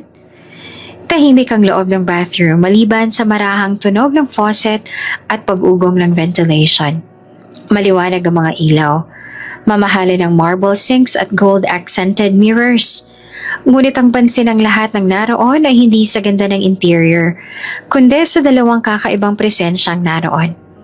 Isang binatang naka-black suit na basa ang harapan ng coat, at isang babaeng naka-bodyguard uniform. Hawak ni Monday ang isang mamasamasang pamunas habang dahan-dahan niyang tinutuyo ang natapunang bahagi ng coat na Sibal. Ilang mga lalaking pumasok at lumabas na lang. Nagtataka. May ilan sa sumulyap, may ilan na napailing. Pero walang nagtanong. Pagkatapos niyang punasan ng coat, yumuko siya ng mas mababa. Halos maglapat na ang tuhod niya sa sahig at inumpisahan niya na ang pagpupuna sa sapatos na Sibal. Hindi pa rin umiimik si Sibal. Pinagmamasdan lang siya. Hanggang sa kalagitnaan ng katahimikan, nagsalita rin ang binata. So, your mom's bodyguard? Napatingala si Monday. Agad siyang tumango. Opo, sir. Tahimik si Sibal saglit. Tapos ay muling nagsalita. We've met before, right? Napatigal si Monday. Saglit siyang nag-isip, tapos ay tumango ulit. Opo, nung nag-deliver pa po ako sa penthouse ninyo. Tumango rin si Sibal. Bahagyang naalala na ang pangyayari. Oh yeah, I remember. Matagal ka na bang bodyguard ng mom ko? Umiling si Monday. Hindi po, sir. Sa totoo po niyan, hindi po talaga ako bodyguard ni ma'am. Guard po ako sa event na to. Pero dahil po sa nangyari kanina, ayun po, ginusto po ni Ma'am Edith na akong sumama sa kanya sa loob. Gusto niya raw po kasi ako ng kasama niya. Tahimik ulit si Sibal. Tapos ay muling tumango. Thanks. Seryosong sabi ng binata. Natigilan si Monday. Napatingin siya. Hindi niya inaasahan iyon. Para saan po, natapunan ko nga po kayo ng inumin. Thank you. Ulit na Sibal. For helping me earlier. Not many people would stand up for someone like her in that kind of crowd. Dahil doon ay napayo ko si Monday. Ginawa ko lang naman po ang sa tingin ko ay tama, sir. Tahimik sa Sibal. Pero may bahagyang ngiti sa gilid ng labi. Nang matapos na ang pagpupunas, agad siyang inalalayan ni Sibal para makatayo. Come on, tumayo ka na. You've done enough. Hinawakan siya ng binata sa siko at dahan-dahang itinayo si Monday. Hindi pa rin siya makatingin sa mata nito. Maghugas ka muna ng kamay. Utos na Sibal. Tsaka siya inalalayan papunta sa marble sink. Agad namang sinunod ni Monday iyon. Habang nagbabanlaw ng kamay, hindi pa rin niya alam kung paano niya haharapin ang binatang ito. Pagkatapos, sabay silang lumabas ng bathroom. Pagkalabas pa lamang nila sa pintuan, naramdaman agad ni Monday ang panibagong uri ng tensyon. Lahat ng mata sa hallway nakatingin sa kanila. Hindi niya alam kung dahil ba sa may lumabas siyang kasabay na mayayaman o dahil ba sa kakaibang eksenang nakita nila kanina sa loob ng men's bathroom. Pero isang bagay lang sigurado ni Monday. Sa bawat hakbang niya sa tabi ni Sibal, parang palakas ang tibok ng kanyang puso. Lumipas ang ilang araw matapos ang ingrading event na dinaluhan ni Monday bilang temporary bodyguard ni Doña Edith de la Merced. Maayos naman ang naging daloy ng trabaho niya sa kumpanyang nag-hire sa kanya bilang secretary personnel. Tahimik, disiplinado at hindi siya palakibo. Katangiang agad naman napansin ang kanyang mga nakakataas. Kaya naman isang araw habang abala siya sa pag-check ng security rosters sa loob ng opisina, tinawag siya ng kanyang supervisor. Monday, may kailangan akong sabihin sa'yo. Mahinahong bungad ng kanyang boss habang nakaupo sa swivel chair nito. Nakatitig sa isang dokumento. Napatingin si Monday at bahagyang nag-aalala. May problema po ba, sir? Umiling ang supervisor at ngumiti. Wala naman. Sa totoo lang magandang balita ito. Naaalala mo pa ba si Doña Edith de la Merced? Si Ma'am Edith po. Opo, sir. Yung ginawan ko po ng escort ng event? Yes. Tinawagan niya kami kahapon. Gusto ka raw niyang kuning personal bodyguard? Napamulagat si Monday. Ha? Ako po? Ako po talaga? Tumango ang supervisor. Ikaw nga. Sabi niya she was impressed by how you handled yourself, lalo na sa pagtatanggol mo sa kanya. Isa raw sa mga bihira niyang makitang may disiplina at respeto sa trabaho. Hindi naman makapaniwala si Monday. Parang may kung anong masarap na kilig ang gumapang sa kanyang dibdib. Isa iyong malaking karangalan para sa kanya. Kung ganun po, sir, hindi po ako tatanggi. Opo, tatanggapin ko po. Napangiti rin ng supervisor sa kanyang sagot. Magaling. Sige, bukas na bukas din ipapahatid ka namin sa mansyon. Ihanda mo ang sarili mo. At Monday. Tumigil sandali ang boss niya, tinitigan siya. Huwag mong sayangin ang tiwala ng isang Doña Edith de la Merced. Malaking respeto sa kanya ng buong industriya. Opo, sir. Pangako po, hindi ko kayo bibiguin. Kinabukasan, maaga pa lamang igising na si Monday. Nakaitim na long sleeve siya. Maayos ang pagkakasuot ng kanyang slacks at mukhang pinakintab pa ang sapatos. Habang nakatayo sa harap ng salamin sa kanilang maliit na sala, inaayos niya ang kanyang collar at ayaw paawat sa paglabas niya ng bahay. Nandoon na ang itim na SUV na susundo sa kanya. Tinapik siya ng ama sa balikat. Ingat ka doon, anak, ha?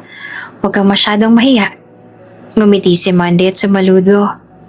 Opo pa. Ako pa ba? Buong biyahe ay kabado si Monday. At the same time, excited din siya. Pakiramdam niya kasi ay nilulubayan na siya ng kamalasan kahit papaano. Kahit na may mga malas pa rin na nangyayari sa buhay niya, hindi na iyon kasing lala ng dati. Sunod-sunod na rin ang swerte niya kahit papaano. Ilang oras ang lumipas at sa wakas ay nakarating na sila sa harap ng mansyon ng mga de la Merced. Pagdating niya sa tapat ng malaking itim na gate, bahagyang napalunok si Monday. Sobrang laki ng bahay, parang palasyo. May fountain sa gitna ng driveway. May mga tanim na rosa sa gilid ng walkway. At puro mamahaling sasakyan ang nakapark. Pagbukas ng pinto ng sasakyan, agad siyang sinalubong ng isa sa mga house staff. Ma'am Monday? Ako po yun. Mahina niyang sagot habang nakakamot sa batok. Welcome po sa mansyon ng de la Merced, ma'am. Pagpasok niya sa loob, parang nakapasok siya sa isang eksena sa pelikula. Marmol ang sahig, may malaking chandelier, at may hagdang pa-curve pa na may carpet na kulay ginto at pula. At sa dulo ng hallway nakita niya si Doña Edith na nakatayo. Nakangiti at nakasuot ng eleganteng puting dress. Monday! Masaya nitong tawag. Welcome to my home. Agad siyang lumapit at bahagyang yumuko. Maraming salamat po, ma'am. Huwag kang kabahan, feel at home, okay? Nito habang tinatapik ang braso niya. Ngumiti si Monday. Opo, ma'am, salamat po ulit sa pagtitiwala. Alam mo ba, sabay bulong ni Doña Edith. Ngayong nandito ka na, siguradong mas panatag na ako. Doon na nagsimula ang bagong yugto ng buhay ni Monday. Mula sa pagiging isang simpleng delivery girl, patungo sa pagtupad ng bagong responsibilidad bilang personal bodyguard ng isang matapang at iginagalang na babae. At sa likod ng ngiti niya, may halong kaba at pananabik. Dahil alam niyang sa loob ng mansyong iyon, magbabago ang kanyang buhay. At baka tuluyan na rin siyang iwan ang kakambal niyang kamalasan. Lumipas ang ilang araw mula na magsimula si Monday bilang personal bodyguard ni Doña Edith de la Merced. Maayos ang takbo ng kanyang trabaho, tahimik ang mansyon. Disiplinado ang mga tauhan at magaan din ang pagkikitungo sa kanya ni Doña Edith. Ngunit sa kabila ng katahimikan, palaging naroon ang presensya ng isang taong tila laging nakamasid. Si Cebal, ang anak ng Doña. Minsan habang nakatayo siya sa gilid ng hallway at sinisigurado ang seguridad ng buong paligid, nakita niyang pababa si Cebal mula sa hagdan. Maayos ang suot nito. Puting polo at itim na slacks. Hawak ang tablet at parang abala naman sa business meetings nito. Tumingin ito sa kanyang direksyon. Saglit lamang pero ramdam niya ang lamig ng titig ng binata. Sa tuwing sila ay nagkakasalubong, palaging nagtatagpo ang kanilang mga mata. At para naman may kung ano itong kakaibang kapangyarihan at nangihina siya. Nanginginig ang mga tuhod niya na para bang may kakayahan itong higupin ang lakas niya. Sa tuwing nagkakasalubong silang dalawa, walang palya sa mabilis sa pagtibok ang kanyang puso. Kulang na lang ay tumalo na mula sa dibdib niya ang taksil niyang puso. Hindi rin maunawaan ni Monday kung anong nangyayari at mas lalong hindi niya malaman kung dapat na siyang kabahan o matakot. Katulad na lamang ngayon. Habang sila'y magkatitigan, nagwawala na naman sa mabilis na tibok ang kanyang puso. Tumango lamang si Cebal. Walang salitang binitiwan. Gumanti naman si Monday ng magalang na tango. Napansin niyo ni Doña Edith na noon ay nasa gilid niya. Ganyan talaga ang anak ko. Ani Doña Edith na may mahinahong ngiti habang pinagmamasdan ng binata. Masyadong seryoso sa trabaho. Baka may meeting na naman siyang pinaghahandaan. Ngumiti si Monday kahit sa loob niya ay may kaunting kaba tuwing napapatingin sa kanya ang binata. May kung anong bigat kasi sa mga mata nito. Hindi galit, pero parang laging may gustong malaman. Tahimik ang buong bahay. Halos lahat ay nasa kani-kanilang kwarto na. Gusto lang sana ni Monday na uminom ng juice bago siya bumalik sa kanyang silid. Dahan-dahan siyang naglakad papunta sa kusina. Naka-t-shirt lang siya at shorts. Simple at komportableng ayos sa kabila ng laki ng mansyon. Pagpasok niya sa kitchen, agad siyang tumungo sa ref at kumuha ng pitchel ng orange juice. Iniligay niya ito sa island counter at nagsalin sa baso. Ngunit hindi pa siya nakakaupo ay biglang bumukas ang pinto ng kusina. Tumigil siya sa paggalaw sabay lingon. Si Sir Cebal. Nakatayo ng tuwid sa pintuan ng kusina. Suot ang itim na robe na medyo bahagya pang nakabukas ang dibdib. Basa pa ang buhok nito, tila bagong ligo. Tahimik at mataman siyang tinitigan nito. Napabaling si Monday at agad na nagbigay galang. Good evening, sir. Tumango lamang si Cebal at naglakad papasok. Hindi ito nagsalita, pero dumiretso ito sa island counter at naupo sa high stool. Parang bigla siyang naging aligaga. Tumingin si Monday sa hawak ng juice. Gusto niyo po ba ng juice? Tanong niya. Medyo may pag-aalinlangan. Walang sagot si Cebal sa una. Tinitigan lamang ito ang baso ng juice sa kamay ni Monday. Ilang segundong lumipas bago ito muling tumango. Agad siyang kumilos. Mabilis pero maingat niyang kinuha ang isa pang baso. Nagsalin ng juice at inilapit iyon kay Cebal. Inilapag niya ito sa harap ng binata ng may pag-iingat. Ito na po ang juice niyo, sir. Aniya. Akma na siyang aalis pabalik sa kanyang inumin nang magsalita si Sibal sa mababang tinig. Thank you. Tumigil si Monday sa kanyang paglalakad. Napalingon siya sa binata. Tiningnan niya si Sibal na nakatingin lamang sa basong may juice. Napakagat siya sa kanyang labi. Hindi malaman kung paanong sasagot. You're welcome po. Mahina niyang tugon bago siya tahimik na umupo sa kabilang bahagi ng island counter. Naramdaman niyang medyo umiinit ang kanyang pisngi. Hindi niya alam kung dahil ba sa hiya, kaba, o sa pakiramdam na sa wakas, hindi lang siya invisible kay Sibal. Tahimik silang dalawa habang umiinom ng juice. Wala mang usapang namamagitan, pero ang katahimikang iyon ay may kakaibang bigat. Isang hapon, habang patungo si Monday sa study room ng mansyon upang iabot ang ilang dokumentong pinadala ng isa sa mga tauhan ng security team, ay napatigil siya sa may hallway. Nakabukas kasi ng kaunti ang pinto ng silid at mula roon ay narinig niya ang mga pamilyar na tinig. Si Doña Edith at si Sibal. Hindi man niya sinasadya, pero sa tindi ng pagiging tahimik ng paligid at dahil wala siyang intensyong manilip, napahinto siya upang pakinggan saglit ang pag-uusap. Lalo't narinig niya ang pangalang Thalina. Are you sure about this, anak? Sigurado ka na ba talaga sa desisyon mo? Tanong ni Doña Edith sa anak. Kalmante namang sumagot si Sibal. Opo, ma. Tapos na po ang lahat sa amin ni Thalina. We talked and we ended things amicably. Halos hindi naman makapaniwala si Monday sa narinig. Naghiwalay na sila. Klaro naman na, simula pa lang, ma. It was all just a contract. I proposed to her not because I loved her, but because I was pressured. Hindi lang dahil sa hiling mo na magkaroon ka ng apo, kundi dahil na rin sa board members. They kept pushing me na magkaroon na ng anak na magiging tagapagmana ko. Someone to inherit the company. You know how they are. Nag-aalala rin ako dahil tama nga naman sila. Hindi na ako bumabata. Dapat meron na akong pamilya.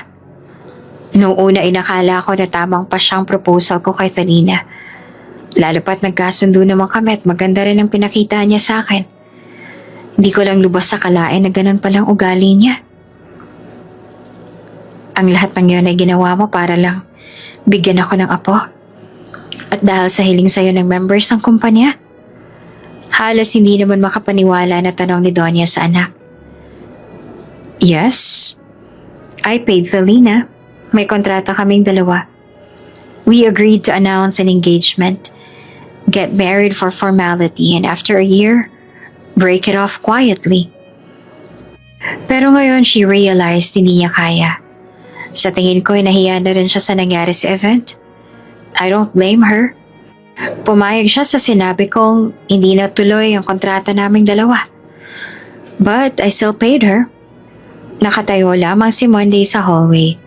Parang tinamaan ng malamig na hangin. Hindi niya maintindihan ang sarili. Hindi niya alam kung bakit pero parang gumaan ang pakiramdam niya. Parang nabunutan siya ng tinik.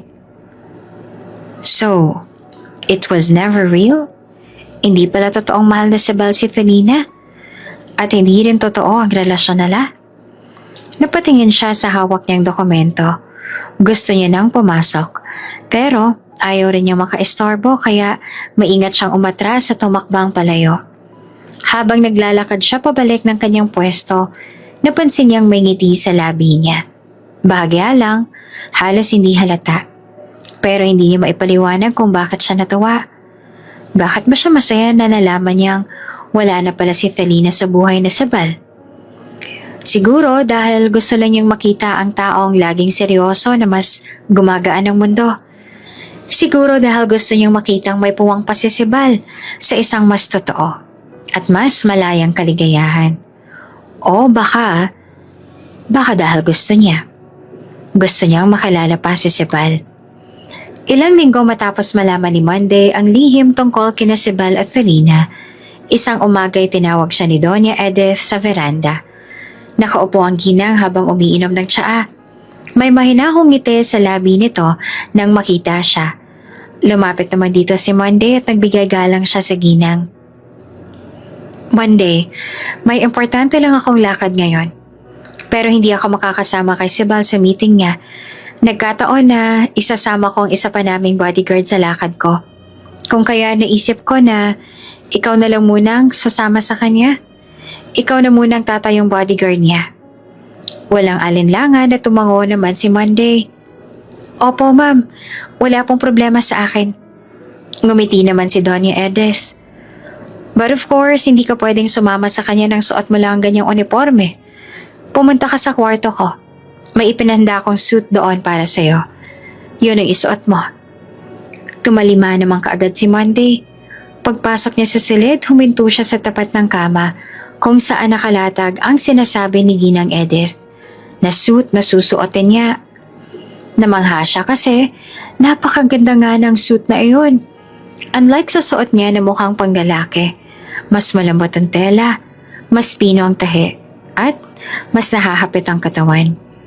Nang isuot niya iyon ay napatitig siya sa refleksyon niya sa salamin at maging siya dahil napakaganda nga noon sa kanya. Tama nga si Doña Edith, bagay sa kanya ang bago niyang uniforme. Mas lalo siyang nagmukhang babae. Ang ganda, bulong niya sa sarili. Nang makita siya ni Ginang Edith sa suot niya, ay puring-puri rin siya nito. At sinabi na bagay nga sa kanya ang suot niya. Bagay na ikinapula naman ng kanyang pisngi at nahihiya siyang nagpasalamat.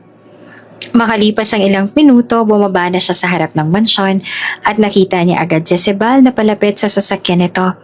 Bihis na at mukhang papasok na ito sa trabaho. Wait lang po sir, tawag niya. Napalingon naman si Sibal. Bahagyang napakunatang noon nang makita siya. Pagkalapit niya, agad niyang binuksan ang pinto ng sasakyan. Ako na pong magbubukas ng pinto para sa inyo sir. Magalang at nakangiti niyang sabi rito. Tahimik lamang si Sibal, pero hindi rin tumanggi. Tumango ito ng bahagya bago pumasok sa loob ng sasakyan. Habang papasakay na rin siya, tinanong niya ng may pag-aalangan. Saan po ba ako uupo sir? Sa likod din po ba? Napalingon si Sibal. Why? Sasama ka ba sa akin? Tumango siya. Opo sir, inutusan po ako ni Ma'am Edith na samahan po kayo ngayon. Ako raw po muna ang tatayong bodyguard niyo kasi isasama niya raw po ang bodyguard ninyo. Nagkibit balikat sa Sibal. Fine, dito ka na rin sa likod. Tumango si Monday at dahan-dahang umupo sa tabi ng binata. Ang driver na kanina pa nakasilip sa rear view mirror ay bahagyang nagtaas ng kilay nang makita silang magkatabi. Pero hindi na rin kumibo. Pagkarating nila sa opisina ni Sibal, halos mapanganga si Monday sa laki ng gusali. Marble floors, glass walls, at mamahaling chandelier ang bumungad sa kanya. Para siya ngayong isang pulubin na naligaw sa napakagandang palasyo. Habang tahimik na nakasunod kay Sibal, panay ang sulyap niya sa paligid. Lahat ng empleyado ay tila sanay na sa karangyaan. May mga bumabati kay Sibal. May mga napapatingin naman sa kanya. Ngunit sa kakatingin niya sa paligid, hindi niya namalayang bigla siyang nabangga sa likod na Sibal. Sorry po sir, tarantang sabi niya. Agad siyang umatras ng kaunti. Pinilit na iwasan ng mga mata ng binata. Tiningnan siya ni Sibal. Tila pinag-aaralan ang reaksyon niya. Hindi ito nagsalita agad. Pero sa gilid ng labi nito, may bahagyang ngiti. Napakaliit. Halos hindi mapansin. Pero nandoon. Be careful, sabi nito sabay lakad muli. Sumunod naman agad si Monday. Halos manliit sa kahihiyan. Pero sa loob-loob niya, kahit mahiya, hindi rin niya mapigilan ang kakaibang kaba sa dibdib. Kahit pa ang loob ng elevator ay sobrang ganda rin, kaya manghang-mangha pa rin si Monday. Tila napansin naman ni Sibal ang pagkamangha niya, subalit wala na itong sinabi at hinayaan na lang siya. Pagbukas ng elevator, sinalubong agad sila ng isang disenyadong lobby. May mamahaling carpet, glass partitions, at art pieces sa mga pader. Tumigil sila sa isang malaking wooden door na may nakalagay na CEO's Office. Pagbukas ng pinto, agad silang binati ng secretary nito. Isang babaeng may maayos na postura, nakasuot ng cream-colored na blouse at pencil skirt. "Good morning, Mr. De La Merced." Tumango lamang si Sibal, habang siya naman ay bahagyang yumuko bilang paggalang. Pagpasok nila sa loob, agad niyang napansin ang napakaluwag na opisina. May glass wall na tanaw ang buong lungsod. Isang malawak na desk na gawa sa dark oak at isang leather couch sa gilid kung nasaan may maliit na coffee table. Pagkarating ni Sibal sa mesa, tahimik nitong inalis ang suot na coat at isinabit sa upuan nito. Umupo ito sa executive chair at agad na binuksan ang laptop sa mesa. Samantala si Monday naman ay nananatiling nakatayo malapit sa pinto.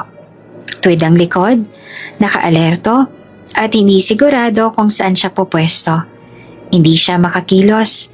Hindi niya alam kung dapat ba siyang lumapit, umupo o manatili lamang roon. Maya-maya, napansin siya na Sibal at itinaas ang paningin mula sa laptop. "Umupo ka na." Maikli pero mahinahong utos na to. Parang naputol naman sa pag-freeze Monday. Agad siyang tumango. Opo sir. Pasensya na po." Dahan-dahan siyang lumapit sa sofa at maingat na umupo sa gilid. Tahimik siyang sumulyap sa paligid. Pagkatapos ay tumingin kay Sibal na abala naman ulit sa pagtatype sa laptop. Ilang sandali pa, hindi niya na napigilang magsalita.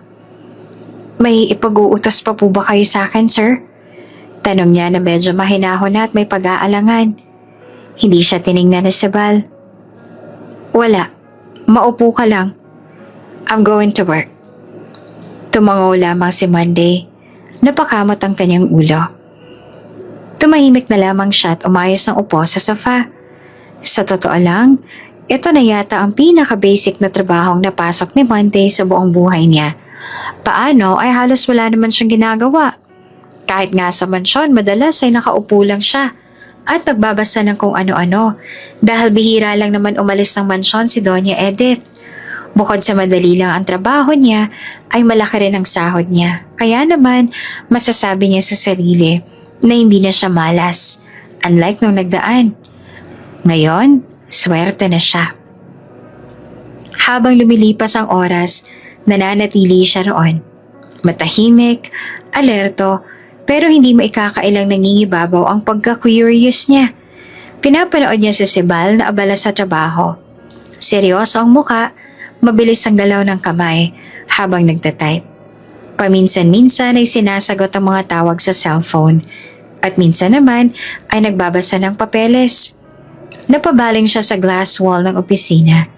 Kitang-kita ang lungsod mula roon. Ang ganda ng tanawin. Pero hindi niya maiwasang bumalik ang tingin kay Sibal paminsan-minsan. Tila ba mas maganda pang pagmasdan ng binata kesa tanawin sa labas. Tahimik siyang sumulyap, muli at muli. Para bang kahit sinasadya, nabibigani siya sa presensya nito. Hindi niya maintindihan kung bakit. Siguro dahil bihira siyang makakita ng ganoong ka-composed, ka-powerful, at sabay napakailap. Muli siyang bumaling sa labas ng salamin. Pinipigilan ng sarili na masyadong baka kasi mapansin ng binata ang titig niya.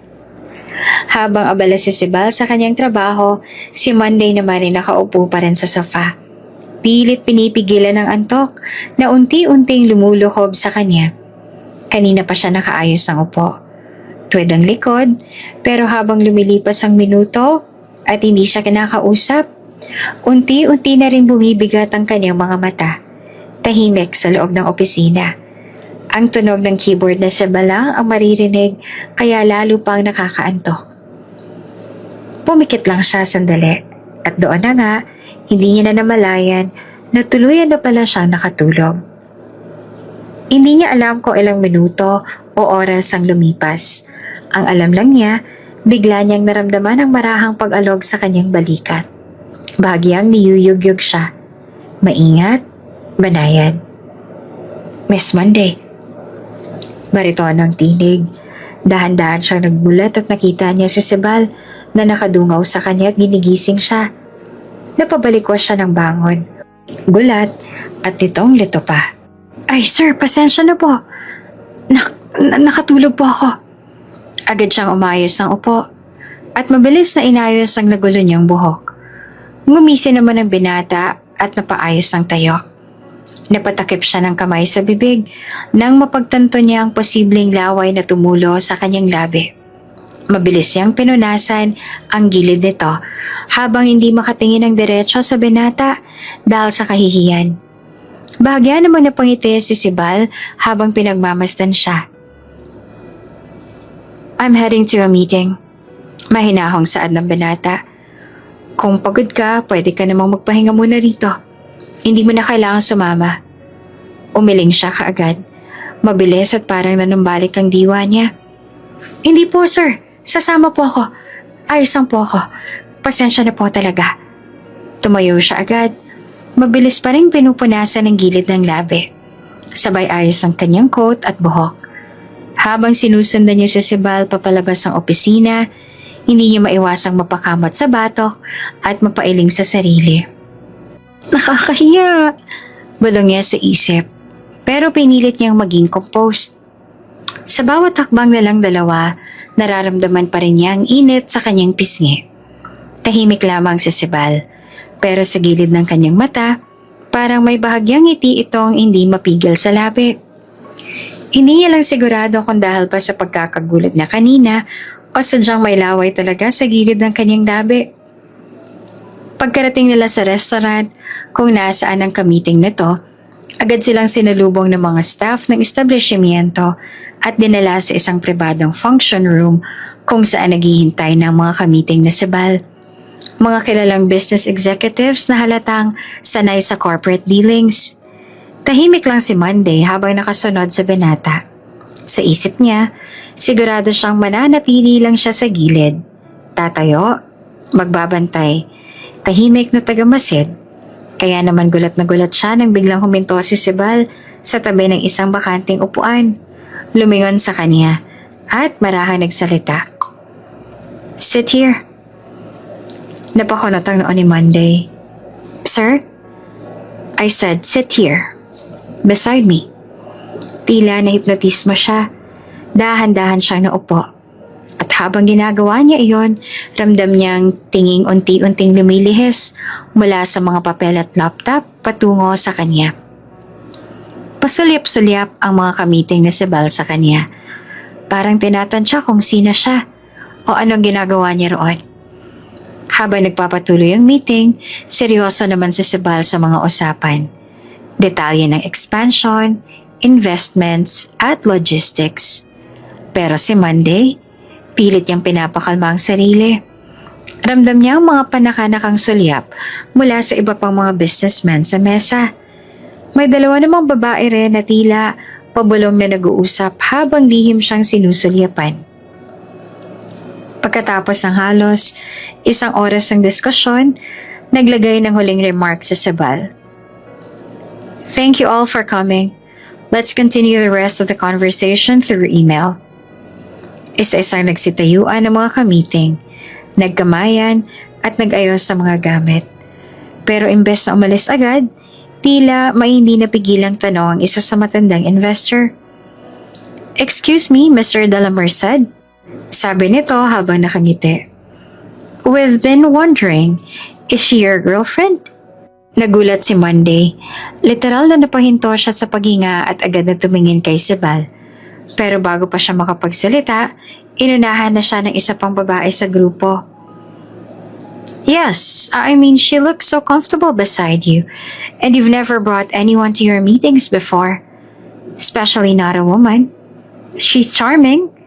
Bagay na bagay kayo at sa totoo lang ay nagulat kami. We didn't expect na isasama mo ang girlfriend mo sa meeting na to. It's such an honor. Uminit agad ang pisngi ni Monday. Halos masunog na siya sa hiya. Napayuho siya at mabilis na sumagot. Pilit na pinapakalma ang sarili. No, I'm not his girlfriend. I'm his bodyguard. Natahimik ang Ilan. Tapos biglang nagtawanan ng Ilan. Hindi nang iinsulto kundi tila ba nagulat lang. Ang isa naman ay napataas pa ang kilay. Bodyguard? Really? But you don't look like one. And besides, Sibel never brings a bodyguard to meetings. Dagdag pa ng isa.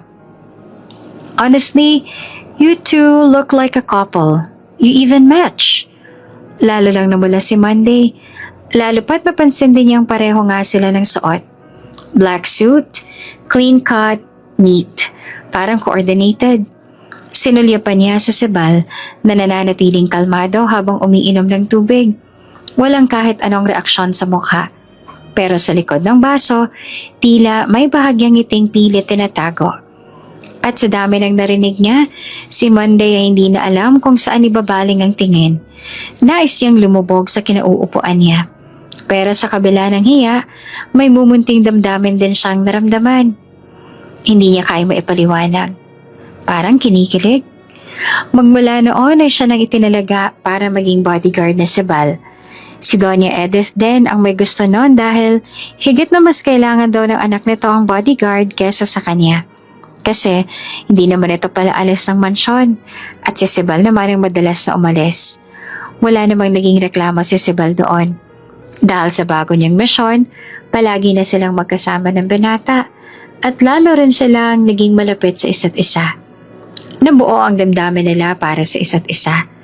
At ang lahat ng iyon ay plano lamang pala ni Doña Edith para mapalapit silang dalawa. Dahil si Monday na raw ang gusto nitong maging daughter-in-law at para nga hindi ito nabigo dahil naglaon, nahulog ang dalawa sa isa't isa. Higit na mas kinalala ng dalawang isa't isa. Nag-date, ipinakilala ni Monday sa pamilya ang binatang sa Sibal at matapos ang napakahabang seremonya sa simbahan din ang naging bagsak ng dalawa. Mainit ang sikat ng araw sa kalangitan, ngunit malamig ang simoy ng hangin sa malawak na hardin sa likod ng mansyon ng mga de la Merced. Mula sa veranda, tahimik na nakatayo si Monday habang nakatingin sa malayo. Hawak ang isang tasa ng kape. Sa di kalayuan, nakita niya si Sibel, nakaluhod sa damuhan. Nakatawa habang hinahabol ang dalawang batang kambal na parehong may hawak na maliit na bola. "Got you," sigaw ng isa habang tumalon sa likuran ng ama nila. "No, you cheated," sabay sabog ng tawa na Sibel habang umaarteng natumba sa damuhan. Napangiti naman si Monday sa tanawin. Parang isang eksena mula sa panaginip. Ang dating seryoso at laging walang emosyon na si Sibel, ngayon ay tila isang masayang bata, nakikipaglaro sa mga anak nila. Tila ba nalusaw na ang lahat ng lamig at lungkot sa puso nito. Sa mga sandaling iyon, marahang lumapit sa kanya si Doña Edith. Nakatayo ito sa kanyang tabi at bahagyang umiti habang pinagmamasdan din ang tagpo. "Kanina mo pang pinagmamasdan ng mag-aama mo," malambing nitong sabi. Bahagyang nagulat si Monday ngunit agad rin siyang umiti. Inilayo niya ang tingin mula sa hardin at ibinaling ito sa ginang. "Masaya lang po ako, Mama." Tugon niya na may halong pag-iyak sa tinig. "Kasi hindi ko po lubos akalaing magkakaroon ako ng isang masayang pamilya. Dati pangarap ko lang po ito, pero ngayon totoo na po." Tumango si Doña Edith at hinawakan ang braso ni Monday na parang isang tunay na ina. "Masaya rin ako para sa inyo. Alam mo ba, halata ko sa anak ko kung gaano siyang kasaya mula nang dumating ang kambal niyong anak. Hindi na siya tulad ng dati. Ngayon mas buhay na siya." Napatingin muli si Monday sa hardin. Ramdam niyang totoo ang mga sinabi ng ginang. Si Sibel na dating tila laging abala, laging may iniisip, ngayon ay abala na sa pagtawa at pakikipaghabulan. "Oo nga po," mahina niya namang sambit bago lumagok ng kape. Hindi nagtagal ay naisip ni Monday na bumaba para lapitan ng mag-aama. Nang makita siya ng kanilang mga anak, bigla silang tumakbo palapit sa kanya. Mommy! Sabay takbo ng dalawang bata palapit kay Monday. Napangiti si Monday at ibinuka ang mga braso para salubungin ng mga anak. Tumakbo ang kambal ng buong bilis at sabay na yumakap sa kanyang bewang. Mommy! Mommy! Daddy's cheating again! Sabi ng isa habang humahagikik. Mommy, he said he's the monster! Dagdag pa ng isa. Napatawa na lang si Monday at hinaplos ang ulo ng mga anak. Kasi naman, sobrang galing nyo. Siyempre hindi siya mananalo. Maya-maya pa'y sumigaw muli ang kambal. Here comes the monster again! Mula sa damuhan, patakbo namang lumapit si Sebal, kunwaring umaatake. Gotchal! Sigaw nito bago yumakap din sa likod ni Monday. Sabay tikwas ng katawan sa magkabilang balikat ng babae at mga bata. Napasigaw din si Monday sabay tawa. Sebal! Family hug! Sigaw ni Sebal. Nagyakapan silang apat. Ang kambal sa gitna, si Monday sa kanan, si Sebal sa kaliwa. Puno ng halakhakan, tilian at masayang tawanan ng buong hardin. Para bang walang problema sa mundo, kundi kung sino ang taya sa habulan. Mula sa veranda, napatingin si Doña Edith habang pinagmamasdan ng kanyang anak, ang manugang at ang mga apo. Sa loob ng maraming taon, ito ang unang beses na nakita niyang ganitong kasaya ang kanyang pamilya. Buo, masaya, at puno ng pagmamahalan. At sa mga sandali na yon, nasabi ni Monday sa sarili na hindi na siya ang pinakamalas na tao sa mundo dahil siya na ngayon ang pinakamaswerte dahil sa kanyang mag-aama. Kung bago ka pa lang sa channel na ito, mga kwento ni Ate Jane, Story Mo, Ikwento Ko, huwag kalimutang pindutin ang notification bell at subscribe button.